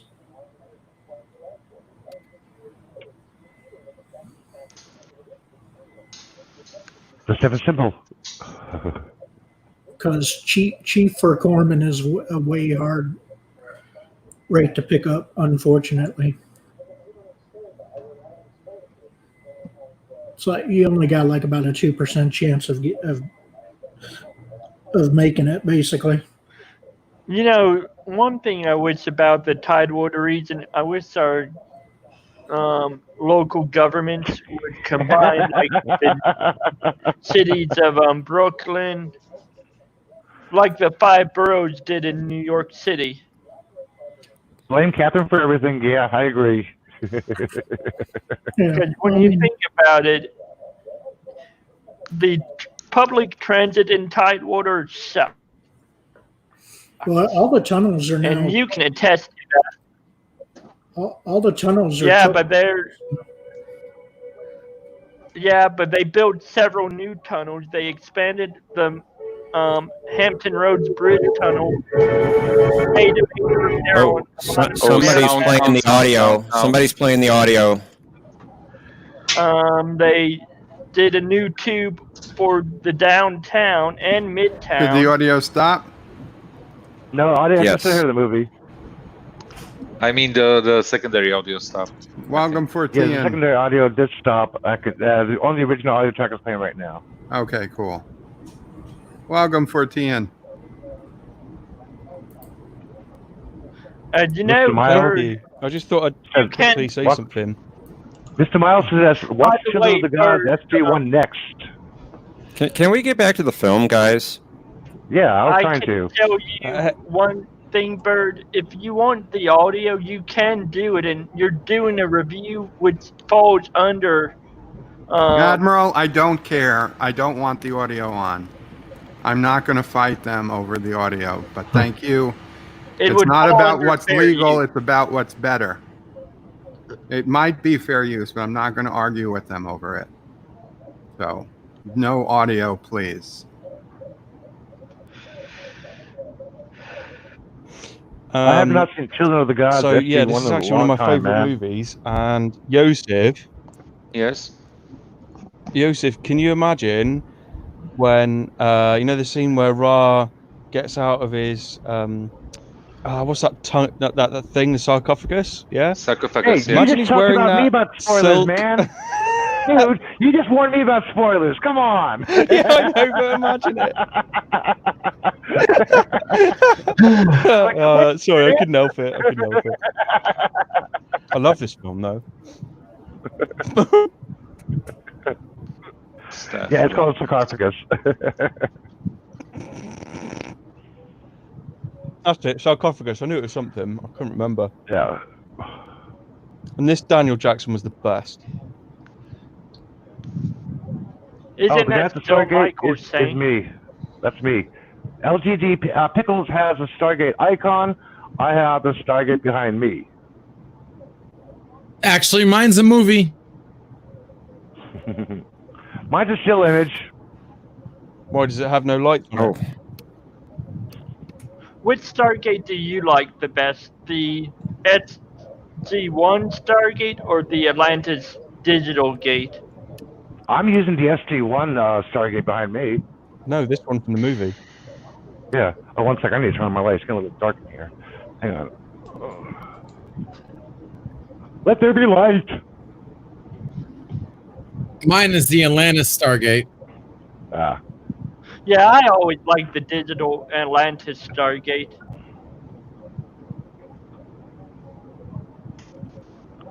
If you can do picture-in-picture, oh, never mind. Oh, hey guys, in the StreamYard thing, who's ever doing a video, if you right-click and do picture-in-picture, you can click on that little icon, each individual icon, as long as it's streaming the video.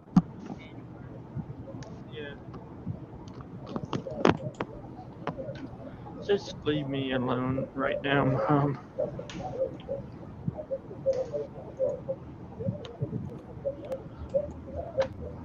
Hearing some sort of TV or something. It's not me. My TV's on mute. I just have the news on. Yeah, what is that? Okay.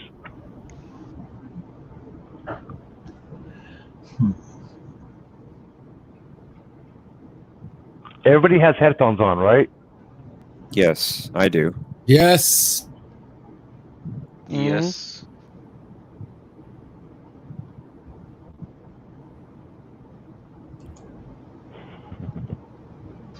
Again, our own moon 3 times. I agree, nitpicky nerd.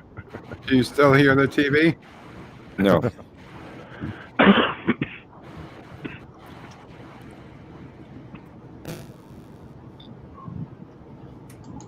That means Neil.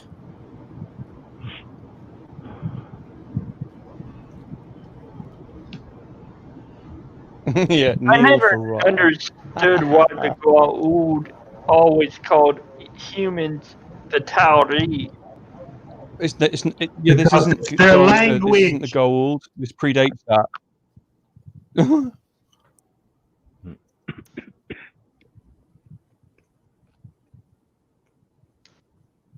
Maybe the Goa'uld were visiting Earth during the time of the Ancients, 10,000 years before Atlantis, or 1,000,000 years before Atlantis. Atlantis never existed anyway. So what difference does it make? I recently watched Aquaman. You're not correct, Mr. Lundell. Oh, bullshit. You know that's just Hollywood, right? And that was a story written down by this old Greek guy named Plato. He probably thought it up after he got through buggering somebody's son. So I mean, I love the ancient no such Greeks. thing as Atlantis in reality. It was a story. You know No, they haven't. Have you ever heard of Bimini Road and how that cannot be explained? That is not Atlantis. No. That's got nothing to do with this movie. I'm going to be an administrator here. Stick to the movie. This ain't the Goa'uld. That didn't come till a lot later. This is a completely separate entity to what came with SG-1 and all the rest of it. Stick to Ra. No, Ra's going to get his pants off in a minute. I mean, he's going to tell off everyone in a minute. That's where I disagree with you, 410. Ra was a Goa'uld. These are There Goa'uld. she is. See? And he gets an alien weapon that's how to fire it. Right on. So maybe the Tauri means the word the Sigma Tauri sector of the Milky Way in the Stargate universe. This isn't. No, they go to another galaxy in this movie. They're not in the same galaxy. It's on the other side of the universe. That was covered in the very early part of the movie. Yeah, exactly. You're right. You know what cracks me up I retconned is it. when I want to hear the movie and you guys talk, and I try to take my earphones off, thinking that'll do anything.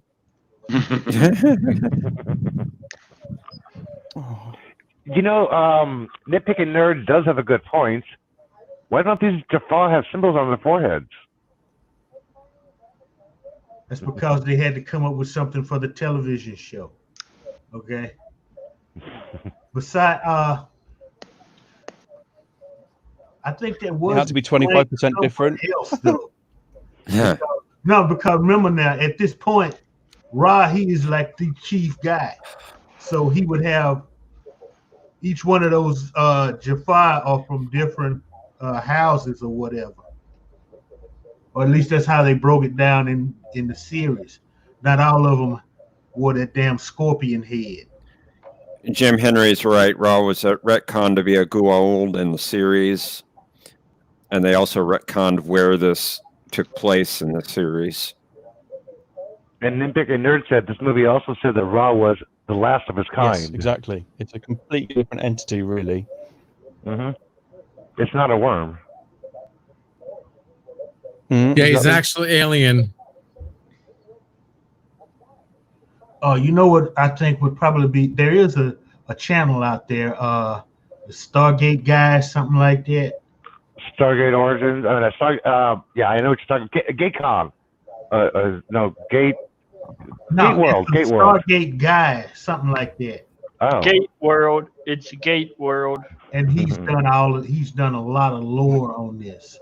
So, and I think he explained a lot of this, but it doesn't matter. It's just a movie.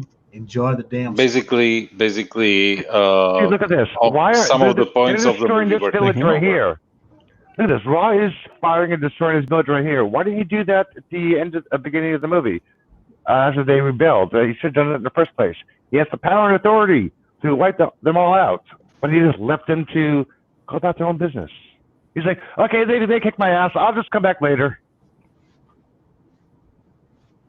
Sorry, I hated that part. I'm like, why didn't he just attack him?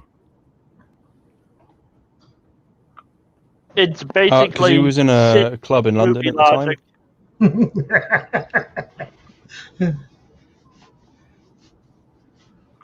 There's a popular theory. Places. Mr. Miles says there's a popular theory that Ra was a Goa'uld inside an Asgard. No. That doesn't make sense. How do you shove an If Asgard inside anything, someone? he was a Goa'uld inside of an Unas. Yeah, Unas, I agree with that. Because they used Unas before they found humans. They started using humans because the humans were better than the Unas. Remember the Asgard. Actually, I also, think they. the little gray fellas used to look a lot like humanity. I think they picked the humans out of pride because a human was more of a sexier entity. Unas lived longer. They were stronger. They had abilities. So DJ says the heat index is 105. And he's in a metal box. What's that in Celsius? Said I hope there's somewhere he can drive to. That is kind of a good thing that the weather is not hot and the camera is not working, because he would be topless on camera, and I cannot see that. With 105, I hope he has a hammock or something, so he can sleep outside. What is 105, Joseph, in our temp? In the cultural world? Not in the silly math world. Oh no, in the Celsius world. Yeah. Yeah. I need to, Jalolo. I'll be back in a few minutes. Trust, you know what, 14, I think one day they'll all go back to Imperial. 105 is 40.5 Celsius. That's already. Bloody hell, that's really hot. Yeah, that's hot. Yeah. Hey, y'all remember in the series? I think you're right, Mr. Londell. By the way, Imperial will be the way forward again. y'all remember in the series where Sam found out that Asgard were all clones? And she said something along the line of they used to look a lot like us, but because of cloning techniques and stuff, they lost their humanoid appearance. No, I don't remember that. I think that was either in SG1 or Atlantis. Yeah, I When the remember that one. Fenrir, Yeah, they looked they were definitely taller, still alien looking like, but definitely more human sized. humanoid. Yeah, more humanoid. It was the rebels of the Asgard from the Ida, the Fenrir, who were searching for a cure I'm just for gonna go and make some tea. I'll be back in a while. Catch you in the a bit. Qapla. genetic degradation caused by Qapla. cloning. Take care. That's why if cloning ever becomes viable in reality, most people probably won't do it because over time, if you clone one person too many times, it just backfires. Looking at this guy, you got to be real careful when you go to the clubs these days. That's all I'm gonna say.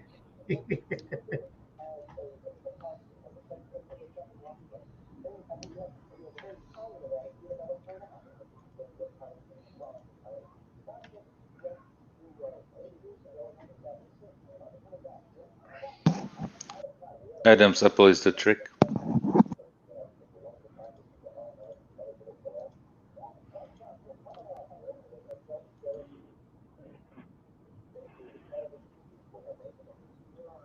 Oh no, I missed a big chunk of the movie. What shall I ever do? They never named it in the movie, the mineral. Nakwada. Hmm. No, they covered all that in the TV show. Yeah. Everything everybody complains about in this movie, they covered in the TV show. So I've never seen what the problem was. It's just everybody, especially us Star Trekkers, we get on this canon kick, and it's got to be canonical or it's wrong. And we miss so much, and we don't enjoy the movie or the book because it's not canonical. Yeah, we need to get our heads out of our own asses and enjoy the printed and screen material. Oh God, somebody tell that to Anti-Trekker, please. But I'm just No, gonna I'm leave saying that in there. general, And all of us Trekkies need to do that. I just put this like right there on the coffee table, so I'm gonna walk away from it. So.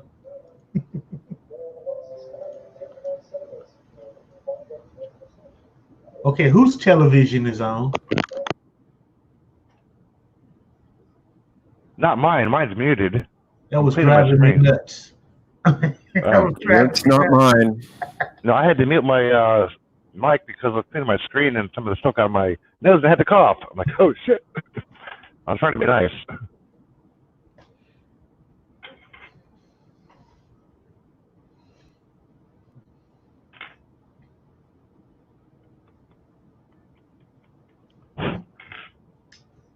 The funny part is she was the only one in the entire village that could read. Now, think about it. The That only kind one of that could mirrors read. in reality how women are still oppressed to this very day. In some countries, women aren't even allowed to know how to read. They're just used But for breeding stock. but if reading was banned and forbidden, how come she's the only one in the village who knows how to read? Yeah. If it was banned and forbidden, how does she know what the symbols mean?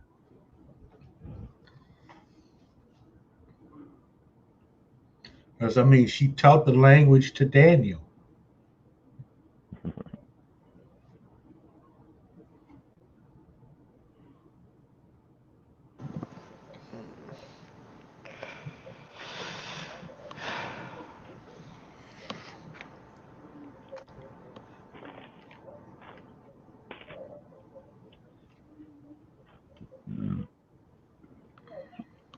Like he knows what that means. I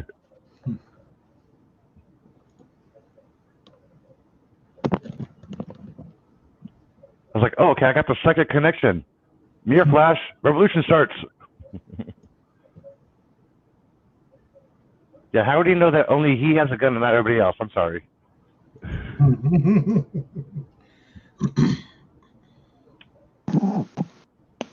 He implied. Oh, bad aim. You should have aimed at the guy sitting down.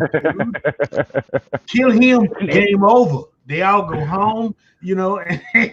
You know. It's an alien weapon. He's not military trained to fire And they're shooting up. guns and stuff. So They're not even shooting at the people they need to shoot at.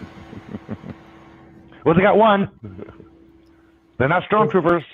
Well, see, a staff weapon is not a weapon of war. It is a weapon of terror. DJ's gonna take some cold showers. The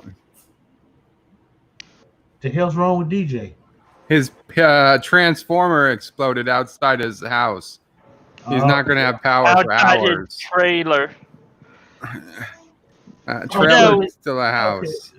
So they added them getting on a tauntaun and riding off into the desert, whatever they call that damn thing.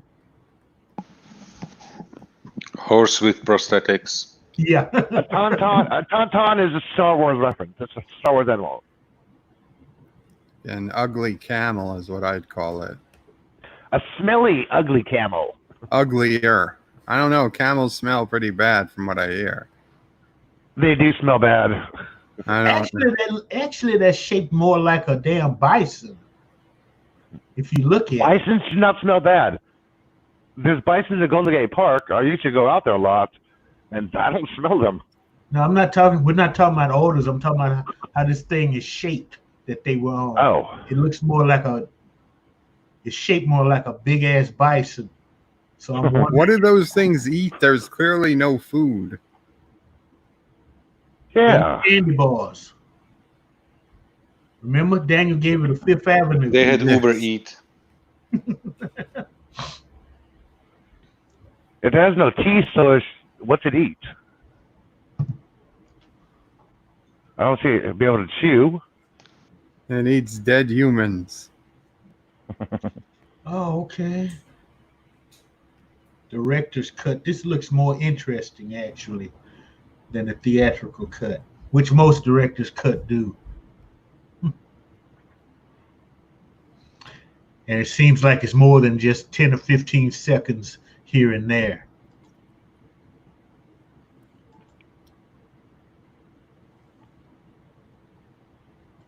I don't even remember the theatrical cut.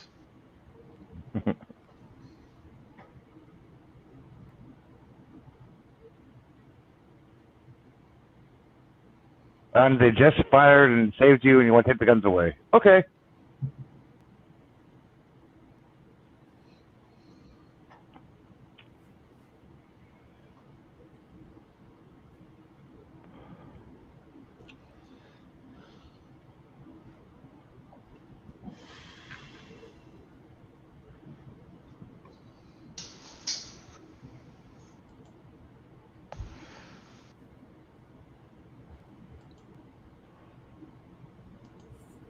Yeah.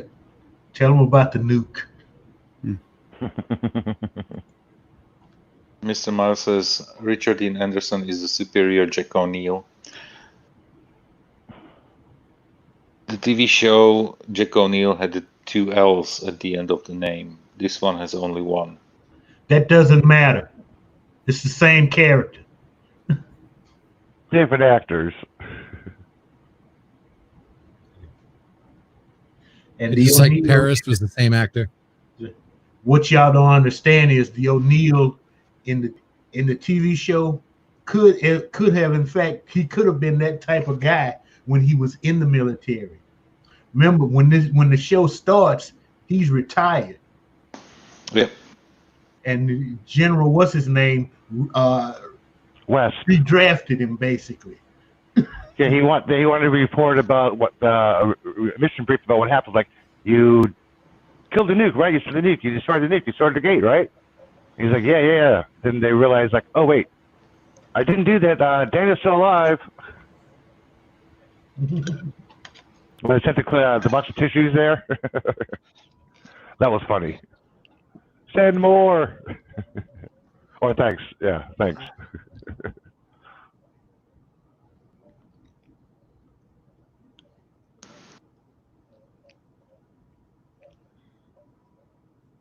Did you guys know that Richard Dean Anderson, when he was doing the show, he would mess up the actors' lines by saying different lines from that episode, just to throw everybody off?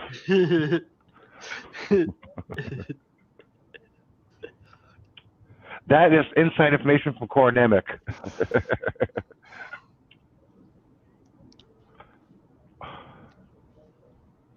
Yeah, Richard Dean, I've read articles about him.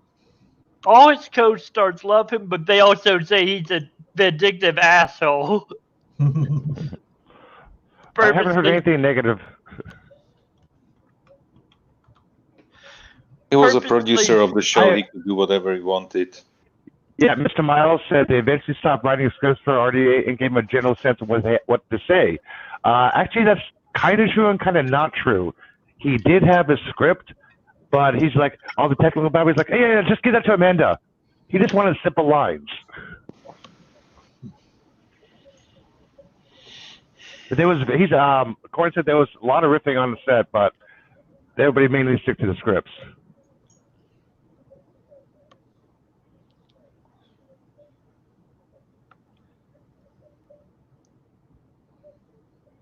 Yeah, they just changed his own way. Who played Ra in this movie? Jay Davidson. Thank you. I didn't feel like typing or searching. Me, I played Ra.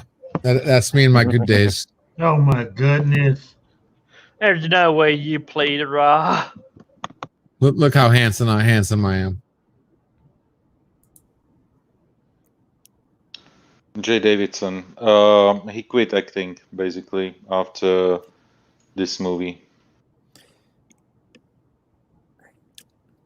I think you imagined that you played this role. I think you were just on a little bit too much LDS.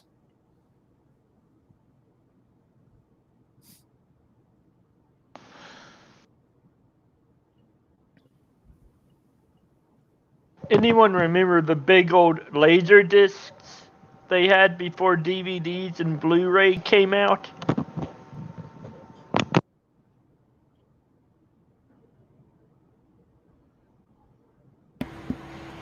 Yeah, I mean, I remember. I didn't have. My uncle did. It was dead on arrival technology, basically.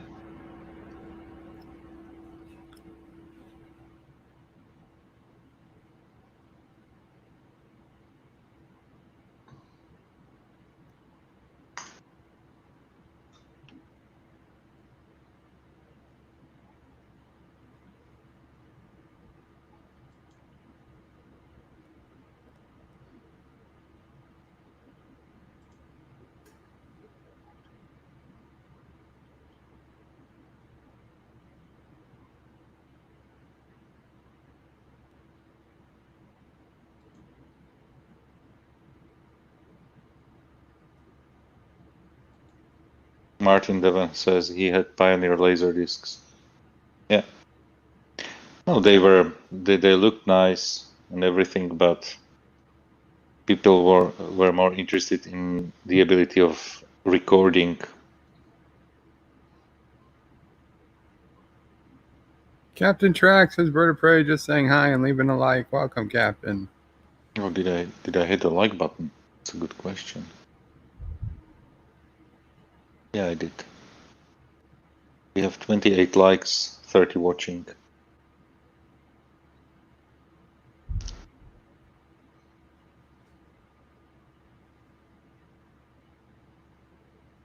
Okay, so the nerd got laid. Yay. Hope for us. Wonder what type of diseases he's going to bring back. They were humans. Yeah, but they brought syphilis from the New World back to Europe.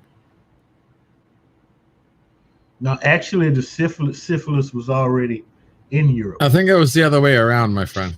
That's not what I hear. No, that one came from the new continent. No, no, I think what happened was it was in Europe as well as the Americas. They found skeletons from like Rome that showed signs of syphilis. What happened was it was not as virulent or deadly until Europeans, because I don't know, wearing clothes and whatever, the disease was not as deadly. Yeah, great topic, Bert, that you brought to the movie. Well, I'm just saying the official Wikipedia says that it's two hypotheses. One is that it was carried back to Europe from the Americas, and other that it was in Europe but unrecognized. Yeah, I'm reading that it came from sheep. Even better. Not the transmission of it though. A lot of the diseases we have are from animals. Malaria, for example, comes from a sheep who has a tapeworm. And the tapeworm is bitten by a mosquito, then the animal is bitten by the mosquito who gets infected itself because of the tapeworm's eggs being in the bloodstream. Don't ask me how that's even possible. Conversation really went off the rails. It usually does when you get a bunch of idiots in a room, most of them drinking. Speak for yourself. Hey, speak for yourself. I'm sober as a damn search mouse. And I'm no idiot. I second that. And you have no excuses. I am.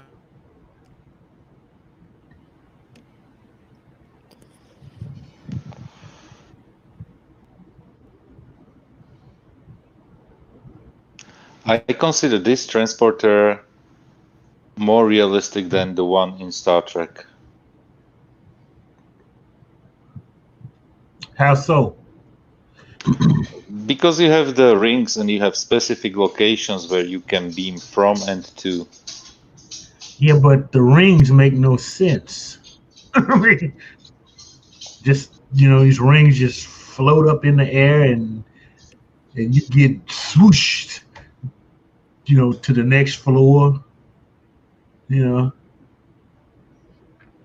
makes less sense than a transporter in Star Trek. I think they're both impossible technologies. Yeah. Heisenberg's theory proves that. So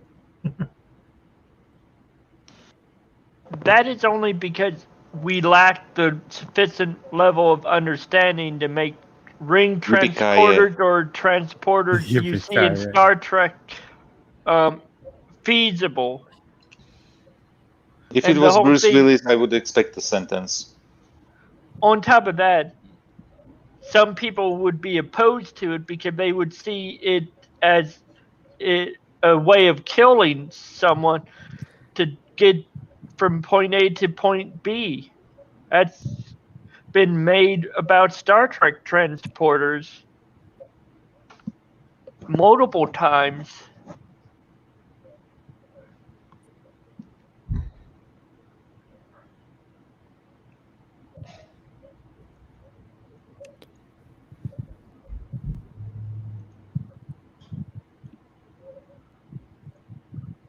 Nitpicking nerd has a good point. The Stargate also breaks you down and assembles you on the other side of the wormhole.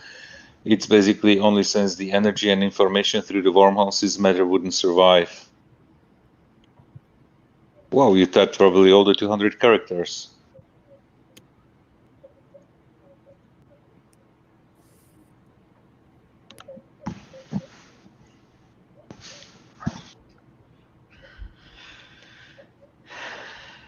Dan23 says, Bird of Prey, the ring transporter uses matter stream to send an object between two platforms, and you can intercept the matter stream with another ring transporter. Yep.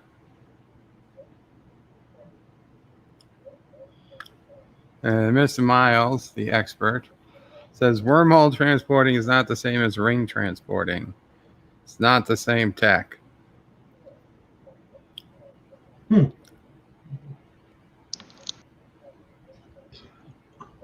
I'd imagine it's related. The kids have bad hair day, definitely.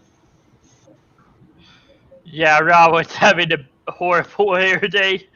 That scene. Well, this day is going to get a lot worse here soon. Oh yeah. Spoilers. The worst day in a god's life. Well, I'll agree with Mr. Miles if he subs.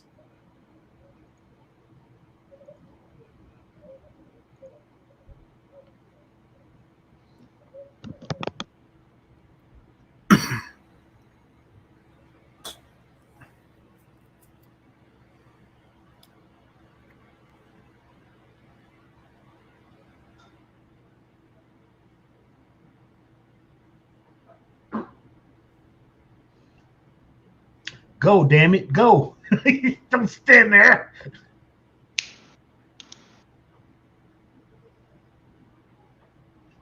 Oh, he can aim that pretty good now. Hmm.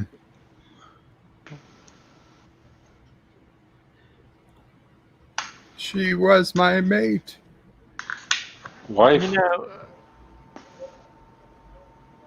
I don't understand the whole taking an A-bomb to an alien civilization unless you want to be considered hostile. They think it's the only other Stargate in the universe. If they blow it up, no one can ever come to Earth with it. The bomb was small. They are hostile. And they are small. And A-bombs are small and powerful.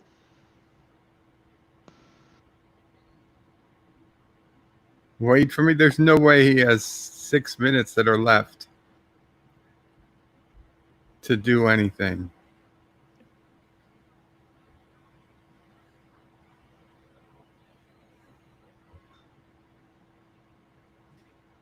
I'll put her in this thing. This way she'll get better.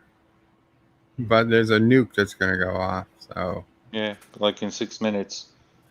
And you're taking a chance on her going crazy one day. It's called marriage. I hope your wife didn't hear you say that, man. I hope to. When you get married, even if you get married to a guy, you have to be nuts. You're basically signing all your freedom away to do whatever you want to make your partner happy.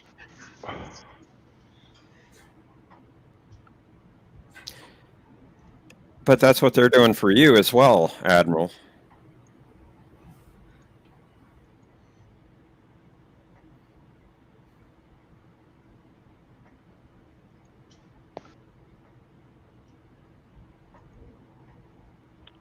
The nitpicking nerd said Ra didn't know the Earth Stargate was inside a mountain and sending the bomb wouldn't destroy Earth. Actually, with all that Naquadah on that bomb, it wouldn't matter where the Stargate would. It will still destroy the planet. I don't think it destroys the planet. 100 times a nuke isn't going to destroy the planet. It'll probably just destroy a good chunk of North America. Yeah. The question was, how powerful is the Naquadah? Yeah, and how much Naquadah? Was it an ounce? Was it a pound of Naquadah? Was it 10 pounds? I mean, they said 100 times. That's how much do you want to say that was an accurate assessment? Yeah, that was Daniel Jackson's number. Well, no, I didn't tell him how powerful Naquadah was. Ra told him it'll be 100 times more powerful with their mineral, and that's what Daniel Jackson then repeated to O'Neill. But I'm just saying. It would take the Naquadria to take out the planet. It would have took out the gate. The fight's been lasting for 5.5 minutes, and the count is just 3.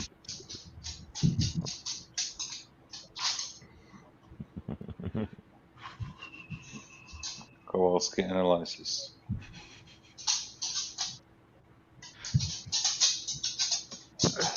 Didn't they bring Major Kowalski back in this actual series when he's supposed to have been dead by canonical reference on the movie? Yeah, Kowalski was brought back. They had a little rift between O'Neill and Kowalski. He loves that joking manner. Like, yeah, I got your back.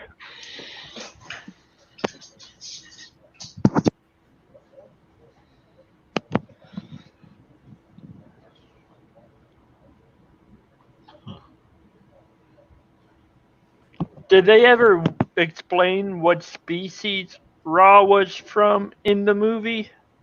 No, not the movie. No. He's Gorn. Gorn. He's a gold. It's taken longer to kill Daniel than it did to hit the other guy. Look, 50 seconds have passed by, and it's been 2 minutes.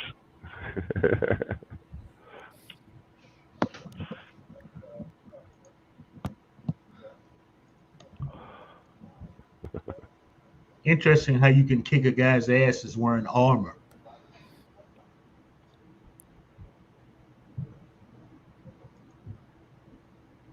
Maybe the armor's very lightweight. That's metal, Admiral. But I punch metal for 3 minutes and see what happens. You know, it could be Naquita enhanced metal, which might be lighter weight. There are metals in reality, like titanium, that are lighter to wear. When he got crushed, if that ring came down on his chest, it looked like the ring was just being supported. His chest supported the ring, but the way the ring, when it goes to the floor, wouldn't he just be killed automatically before it gets transported? And it landed on his chest, not his head. Sorry, I just noticed that.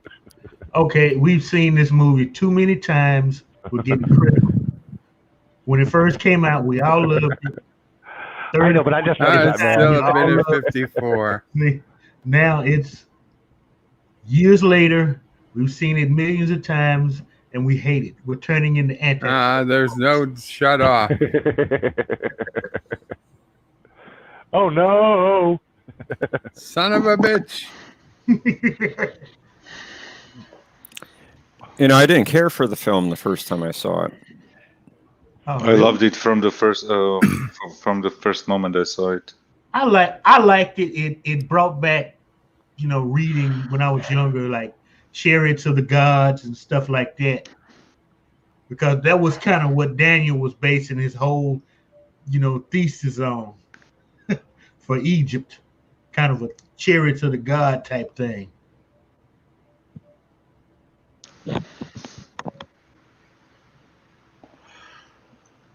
Revolution! Viva la revolución. Okay, fuck it. Time to go, y'all. Saddle up. Fuck these people.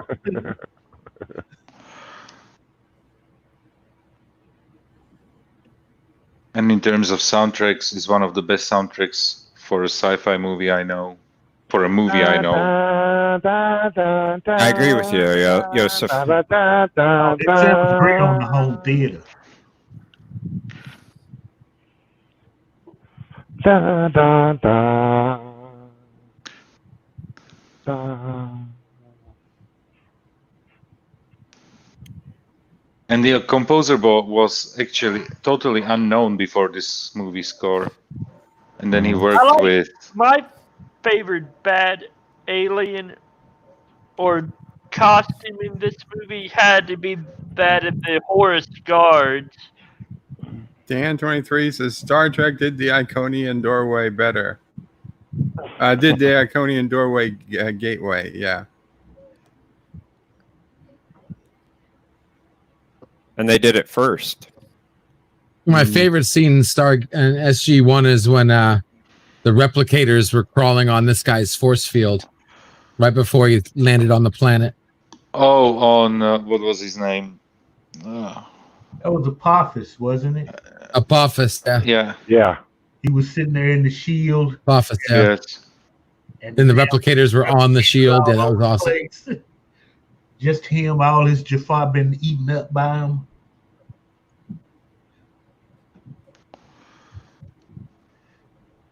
It's sad that the replicators were ironically created by the ancients to fight the Wraith, but they went beyond their programming and rebelled against their creators. They've got an idea. That's what technology does when you treat it like slaves.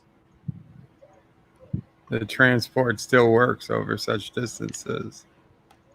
Of course. It's not that great of a distance yet. They were still in orbit. It's the only thing counting.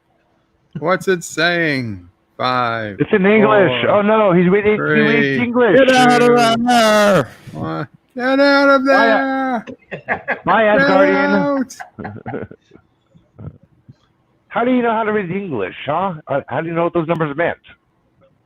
Who do you think invented? You know, he invented the damn numbers. Okay, that's it. It's Praxis. God darn it! The ship blowing up did not make any sense. Do we report this? Are you kidding? Yeah.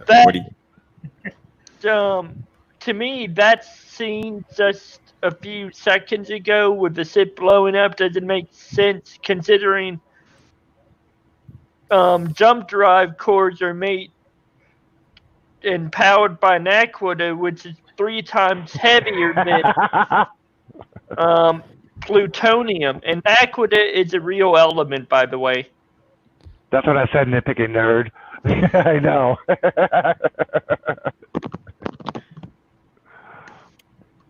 Like I've said before, it's movie magic. Yeah. And when that ship blows up, it should have blown the entire planet up with alongside it. There would have been one hell of a shockwave. The only 2 people. No clouds parting. Weather, fail belief. Ozone dispersion. If that bomb was so powerful, yeah, there would have been ozone dispersion on the planet, clouds moving, a blast, a sonic wave blast, but no effects. This is City Well, Alpha the whole 5. thing is, what I'm saying is the bomb goes off in the ship, but you still have to factor in the ship's power core. That should have stripped the atmosphere of the planet, killed all the life. If you read up into the theory of the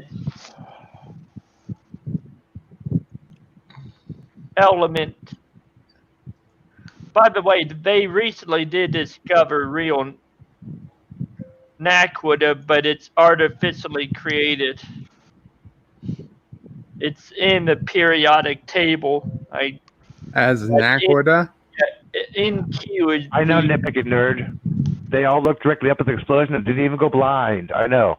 That's what I said. No fallout, nothing. Okay. I mean, there was probably an EMP, but nothing really to break. If there was an EMP, their walkie-talkies would be working. They wouldn't be able to dial the gates. Just repeat to They have no yourself, power. it's just a show. I should really just relax. So once again, how did they power up the Stargate? They never explained that. They don't They have just a turned it dial on. home device? There's No. a DHD right behind them. No, there is none. Right No, behind there's no Daniel DHD. Jackson. There's no DHD. They never explained how they powered the gate back on to get home. I think I there's like a that effect. DHD when the show starts. Yeah, they're using a huge-ass computer for 2020. There's no DHD on that planet in SG-1? No. There is. Oh, on In the SG-1. TV show, yes. TV show, yes, but there's no DHD in the I'll be movie. honest, it looked like there was a DHD behind Daniel Jackson in that last shot. Let me rewind it for a second. Oh, I can't. Yeah, I can. Hang on. I can't rewind it. Nope. There's no DHD behind him. I don't see anything that looks like a DHD. Islin, yes, they glossed over much in the movie. Yeah.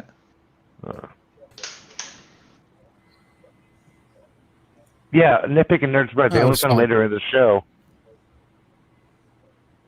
How is the credits rolling on the? I here. rewound it.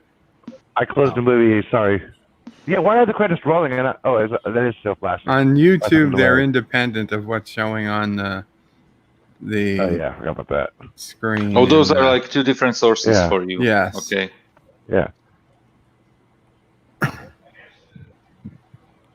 I have the YouTube window minimized. Sorry. And pop out chat. Johnny Casino, Mr. Russell. Oh,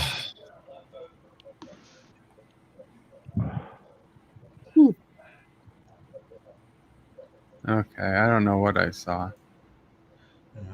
Oh well.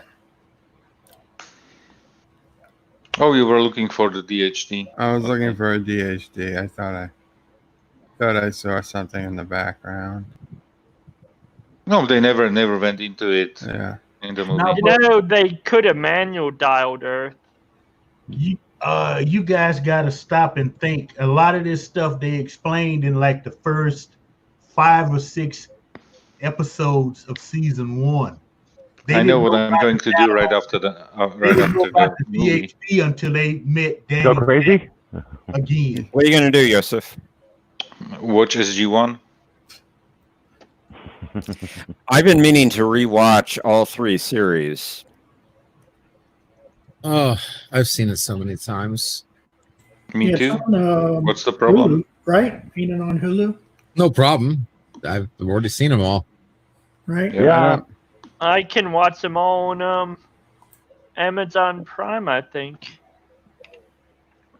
I haven't seen Stargate probably in 8 years. I can watch them all on a website I'm not going to mention. Because this is I'm being nice. Say about 3 years, 2-3 years. I think it's probably been about 6 or 7 years since I watched SG1, and then from there went to Atlantis. Well, that was definitely better than the Black Hole talk last night. Filmed on Yuma, location in Arizona. Yuma, Arizona. Yeah, in Long Beach, California. Eastland Burkholder said, I love how they send the Kleenex box to the planet where Daniel Jackson has taken up residence with Shari. Yeah, I love that part. It's like, thanks. Send more.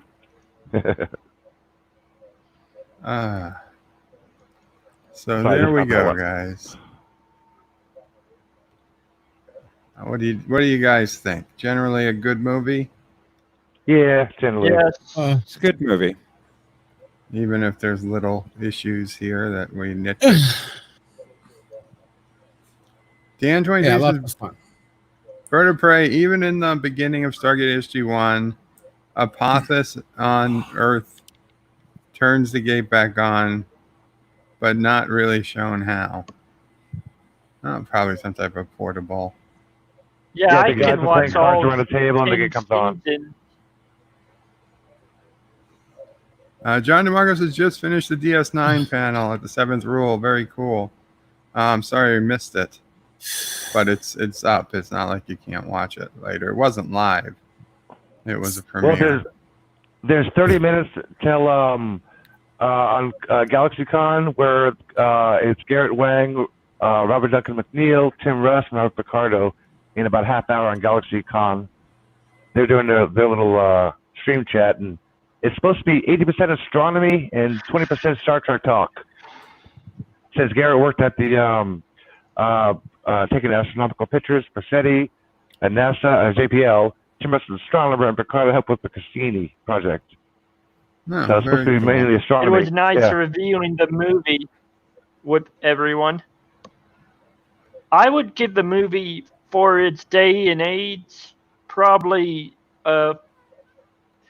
5 Rotten Tomatoes at most. It's not a 10.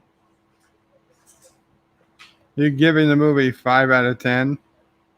Yeah. I'd probably give it a 7. 7.5 out of Easy 10. 7 for me. Well, for me, some of the plot never made sense, especially when you think about the ship blowing up. It shouldn't it should have stripped the atmosphere, considering they Well, mentioned. what would you give Star Trek 2? I'd give that an 8 out of 10. But there's a lot of plot problems with that.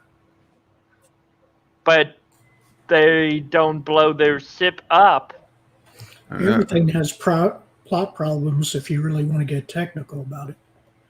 Yeah, I'm a little stickler when it comes to plot problems and little continuity issues. When I watch movies so many times, like, okay, I see that now. Okay, I noticed that. Like, what the hell? What happened to this storyline? What happened to this object?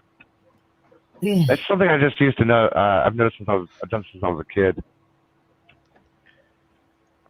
The whole thing, the ship, Rod's flagship blowing up, it should have stripped the atmosphere of the planet, because they even mentioned in the TV series in season 4 or 5, the power cores of most Goa'uld ships are Naquadah-based power cores, which can easily use salt when they blew up one of the System Lord's main ship yards. What he's saying is anything that without the explosion would have affected the atmosphere of the planet. Yeah, at least the ozone layer would have been ripped off. No, the whole atmosphere would have been stripped, because Naquadah burns hotter than the. Well, Admiral, sun. I've seen a number of Goa'uld ships get blown up near planets that don't seem to destroy the planets in SG-1. Yeah. Yeah, because so is every one of those a plot problem? Yeah. Well, no, I would say the plot problem was the person who said the one time that it would destroy the planet. That's the problem. The 15 times we see it, that's correct. I mean, why would you take the word of one scene over the many scenes where we see a ship blow up near a planet and it not destroy the planet? Because the needs of the one outweigh the needs of the many. What episode was that? Mr. Londell says, someone please remind Admiral Saval that it's just a movie. That is true as well. Yeah, it does. Yeah, exactly. They're both sides are crazy. They're the ones who messed up. Yell at the people who screwed up. By the way, the new voting is up, right? Yes, the new voting is up. The link is in the description to vote for next week. I think I've got it here. I'll put it in the chat too. Okay. Excuse me. And let's see, what do we got? And this is not next week is Short Circuit, by the way. So this is 2 weeks from now, August 1st. We have 46% for Total Recall, 1990. Crocodile Dundee with 8%, The Burbs with 8%, Short Circuit 2 with 19%, and Naked Gun with 19%.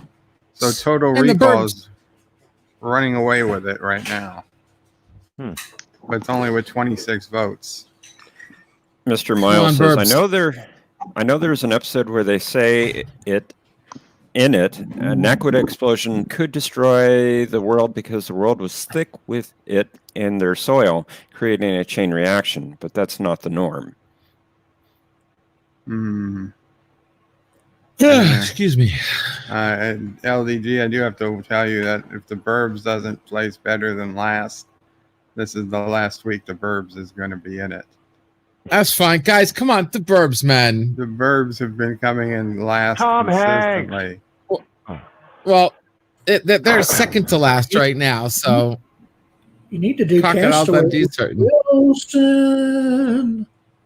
So, come on, guys. You want to make LDG a happy person? Vote for the Burbs. Come on, guys. Try to get it on your birthday tomorrow. Push it. If you're gonna push it one day, push it on your birthday. Maybe you'll get people to change their mind. Pity votes. Come on, guys. I keep pushing annual Crystal Skull for Bird, but that doesn't Well, maybe That- try that's- on your Did birthday. you see what Robert That was- Jr. wrote? He wrote in the TNG episode where the crystalline entity gets destroyed. Picard talks about sperm whales still being alive on Earth, but in Star Trek 4 they had time travel to get some whales. So, I'm sorry, never mind.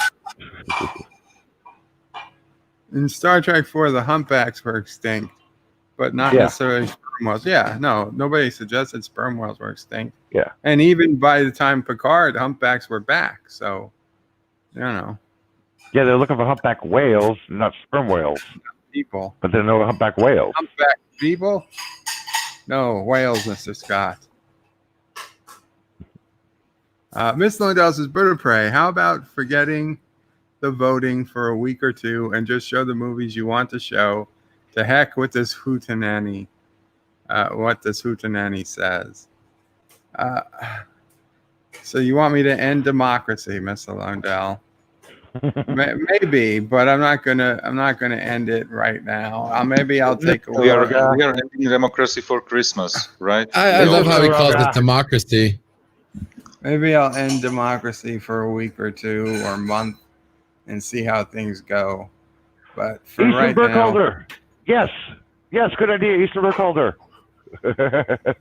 Solar babies. Eastland Burkholder. Yeah, put in solar babies so that the movie will not be the last. Yeah, solar babies, come on. Beta. Nitpicking Nerd says, I wonder what happened to Kelvin Timeline. Did the alternate Kirk ship go back in time to get whales when the probe arrived? He said something I was always curious about, and I kind of hope Star Trek 4 might be about that. The new Star Trek 4 might be about. I think Admiral Ambassador Spock from the future took care of that because he did some other stuff that never explained. Yeah, he took care of that. Didn't have to do that. Yeah, he knew about it. He was the one to talk to Gracie. He found out she was pregnant. So he could have gone back in time and got them before he died. And he's like, I'm just going to put some humpback whales here. I know these whales going missing doesn't affect the future because I did it once already. And maybe he even takes that woman with him to the future. Carol Marcus. No, wait, no, that was the Genesis. Genesis. The whale Gillian. Yeah, I forgot her name. Yeah. Jillian. You're going to your ship. I'm going to mine. Yep. So get lost. He's gonna hang out. He's gonna hang out and go to the gay park all night. Yeah. It was fun watching the movie. Maybe Yeah, I'll join the panel next week. Let's put Star Trek 4 on the list, man. We'll see. Agree with Joseph. Die Hard for Christmas. Star Trek 2 and 4 were the best of the original series movies. Absolutely. 4 was the best because of the whales. 6 was because of Chain. Yeah, you got to put 6 in there. 6 is up there. 2, 4, and 6 are all. What about 3 is underrated. They're equally good. Wasn't 6 the one where the alien had their private parts in their knee? Yes. Was on a frozen Klingon planet. Yeah, the prison moon. Yeah. Now everyone keeps the genitals in the same area. It looks like an oversized Jem'Hadar. Something incredible happened. I'm in agreement with Mr. Lundell. Ending democracy? No, 6 was superior to all of them. 6 was superior to What them about all. number 8? Was that Generations or First Contact? 8 was First Contact. I think 2, 4, 6, and 8 were good. I don't even, 10, not even going to put. Nemesis was bleh. The Next Generation movies don't rank up with the original series movies. 8 could have been so much better than what it was. 3 doesn't get enough credit. 3 was very good. One thing we Star Trek nerds have all agreed on: don't bring up the odd numbered movies, no matter If No, it's Next 'cause Generation or TOS. I don't agree with that. I think Star Trek V was a perfectly good movie. Damn, well, the Burbs is at 8. The Burbs is at 18% now. Come on, Burbs. Come on, guys. Burbs 18%. Short Circuit 2, Nice. 18%. Crocodile Dundee, 6. Total Recall, Guys, 44. Naked Gun, 15. Come on, guys. voted Give for LDG one thing in his life. I voted He for just the Burbs. wants to see the Burbs. Come on. I want to see him fall through that roof, that ceiling again. Come on. That was funny. That movie was so effing funny. That movie was funny as hell. Come on, guys. Come on, guys. That's my personal request that I put that I got Burbs on there. Come on, guys. Nitpicking nerd, you might be the only one who loves the first Trek movie. I mean, I don't hate it, but I it's cannot tough. stand It's a number very one. tough movie to watch. They I can't- the concentrated motion too much on picture, special if you watch the 2004 Oh, LGG. director's cut, it's excellent. Yeah. Yeah, the original was they concentrated too much on special effects and not enough on the storyline. That's the problem I had with the first movie. What up, LGG, positive? What? Yes, sir. I found. On I top found of the that, perfect- all the actors Hold complained up. about the uniforms in the motion picture being too tight. Positive. What'd you say? I found the perfect movie for you. What's that? And if it has what's his name in it, I'm gonna laugh. No, it's coming out on August the 6th of this year.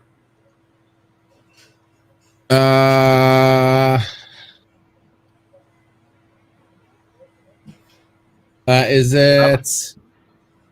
I have no clue. Throw us What's a coming out bone. August 6th? Okay, Suicide Squad? I'm gonna put it in the chat. I have no idea without typing and cheating. My hands are here. Yeah, that's what I was trying to do real quick. Okay, No. I put it in the chat. That's your movie there for you. For LDG, Yep. There we go. That works. American Pickle. American Pickle. Yep. I'll go watch that. Seth Rogen, isn't it? I think that's the Seth perfect movie. Rogen. I get to see Anti-Trekker. Awesome. Good stuff. I get to see Anti-Trekker. That's awesome. And and Sean Trekker Whelan too, playing man. the Hell pickle. yeah. Yeah, that's Yeah, your perfect I don't- movie, right? That is awesome. Look at this guy. Good stuff. Yep, I just Yeah, man. found it. I said, So- "Oh my god!" I'm now 2 episodes into For All Mankind, and I What are I you guess I thinking of? don't remember. I guess I'm mistaken what the series was about, because I thought it was about sending the first woman to the moon, but it's clearly not about that. Later, guys. No, it's about Take care, Adam. Take care, Admiral. Bye, Admiral. Later, buddy. Hey guys, I'm gonna take off because SLU is doing their start party with the Comet Neowise right now, and they got about 15 different astronomers on. So I'm gonna Cool. check that out. Yeah. I'm going to go out and try to view it tonight as well. Take care. Okay, later, guys. Later. Yeah, we're gonna be Be ending good. soon. So. Thanks for having me. Thanks for having me, Bob. Oh, you're welcome. Bop, bop, Bop, bop, bop, boom, bop. bop. Give it up now.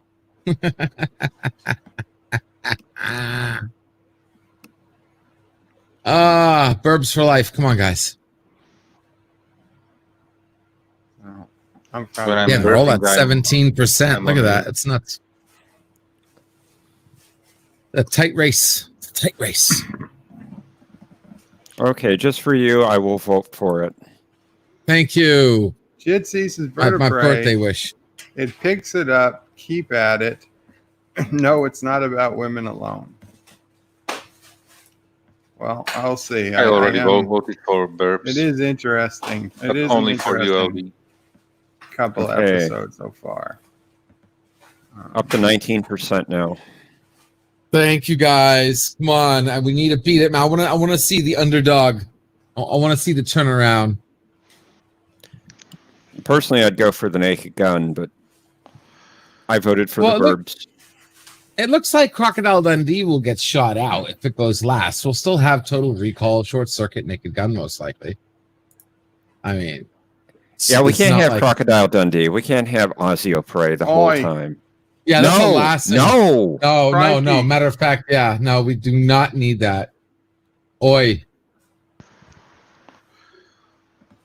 Still I better feel- than ketchup chips. In Australia, we don't have no ketchup chips. We have Foster's. It's beer for tourists. Yeah. With Rose that. Jr. I vote for Clockwork Orange next week. Yeah, it's not going to be on the list. Stanley So make me have to do Pickles some and crazy. Drive Bird to play the Burbs tomorrow. You could. Right? You You call that could. a knife? This is a knife. It's a knife. This is not a knife. This is a knife. It's a knife. Not a knife. Knife. It's a knife. It's not a knife. What's that, Nice. Mama Frey? I said, not as a birthday gift. We'd have to send you real money before it.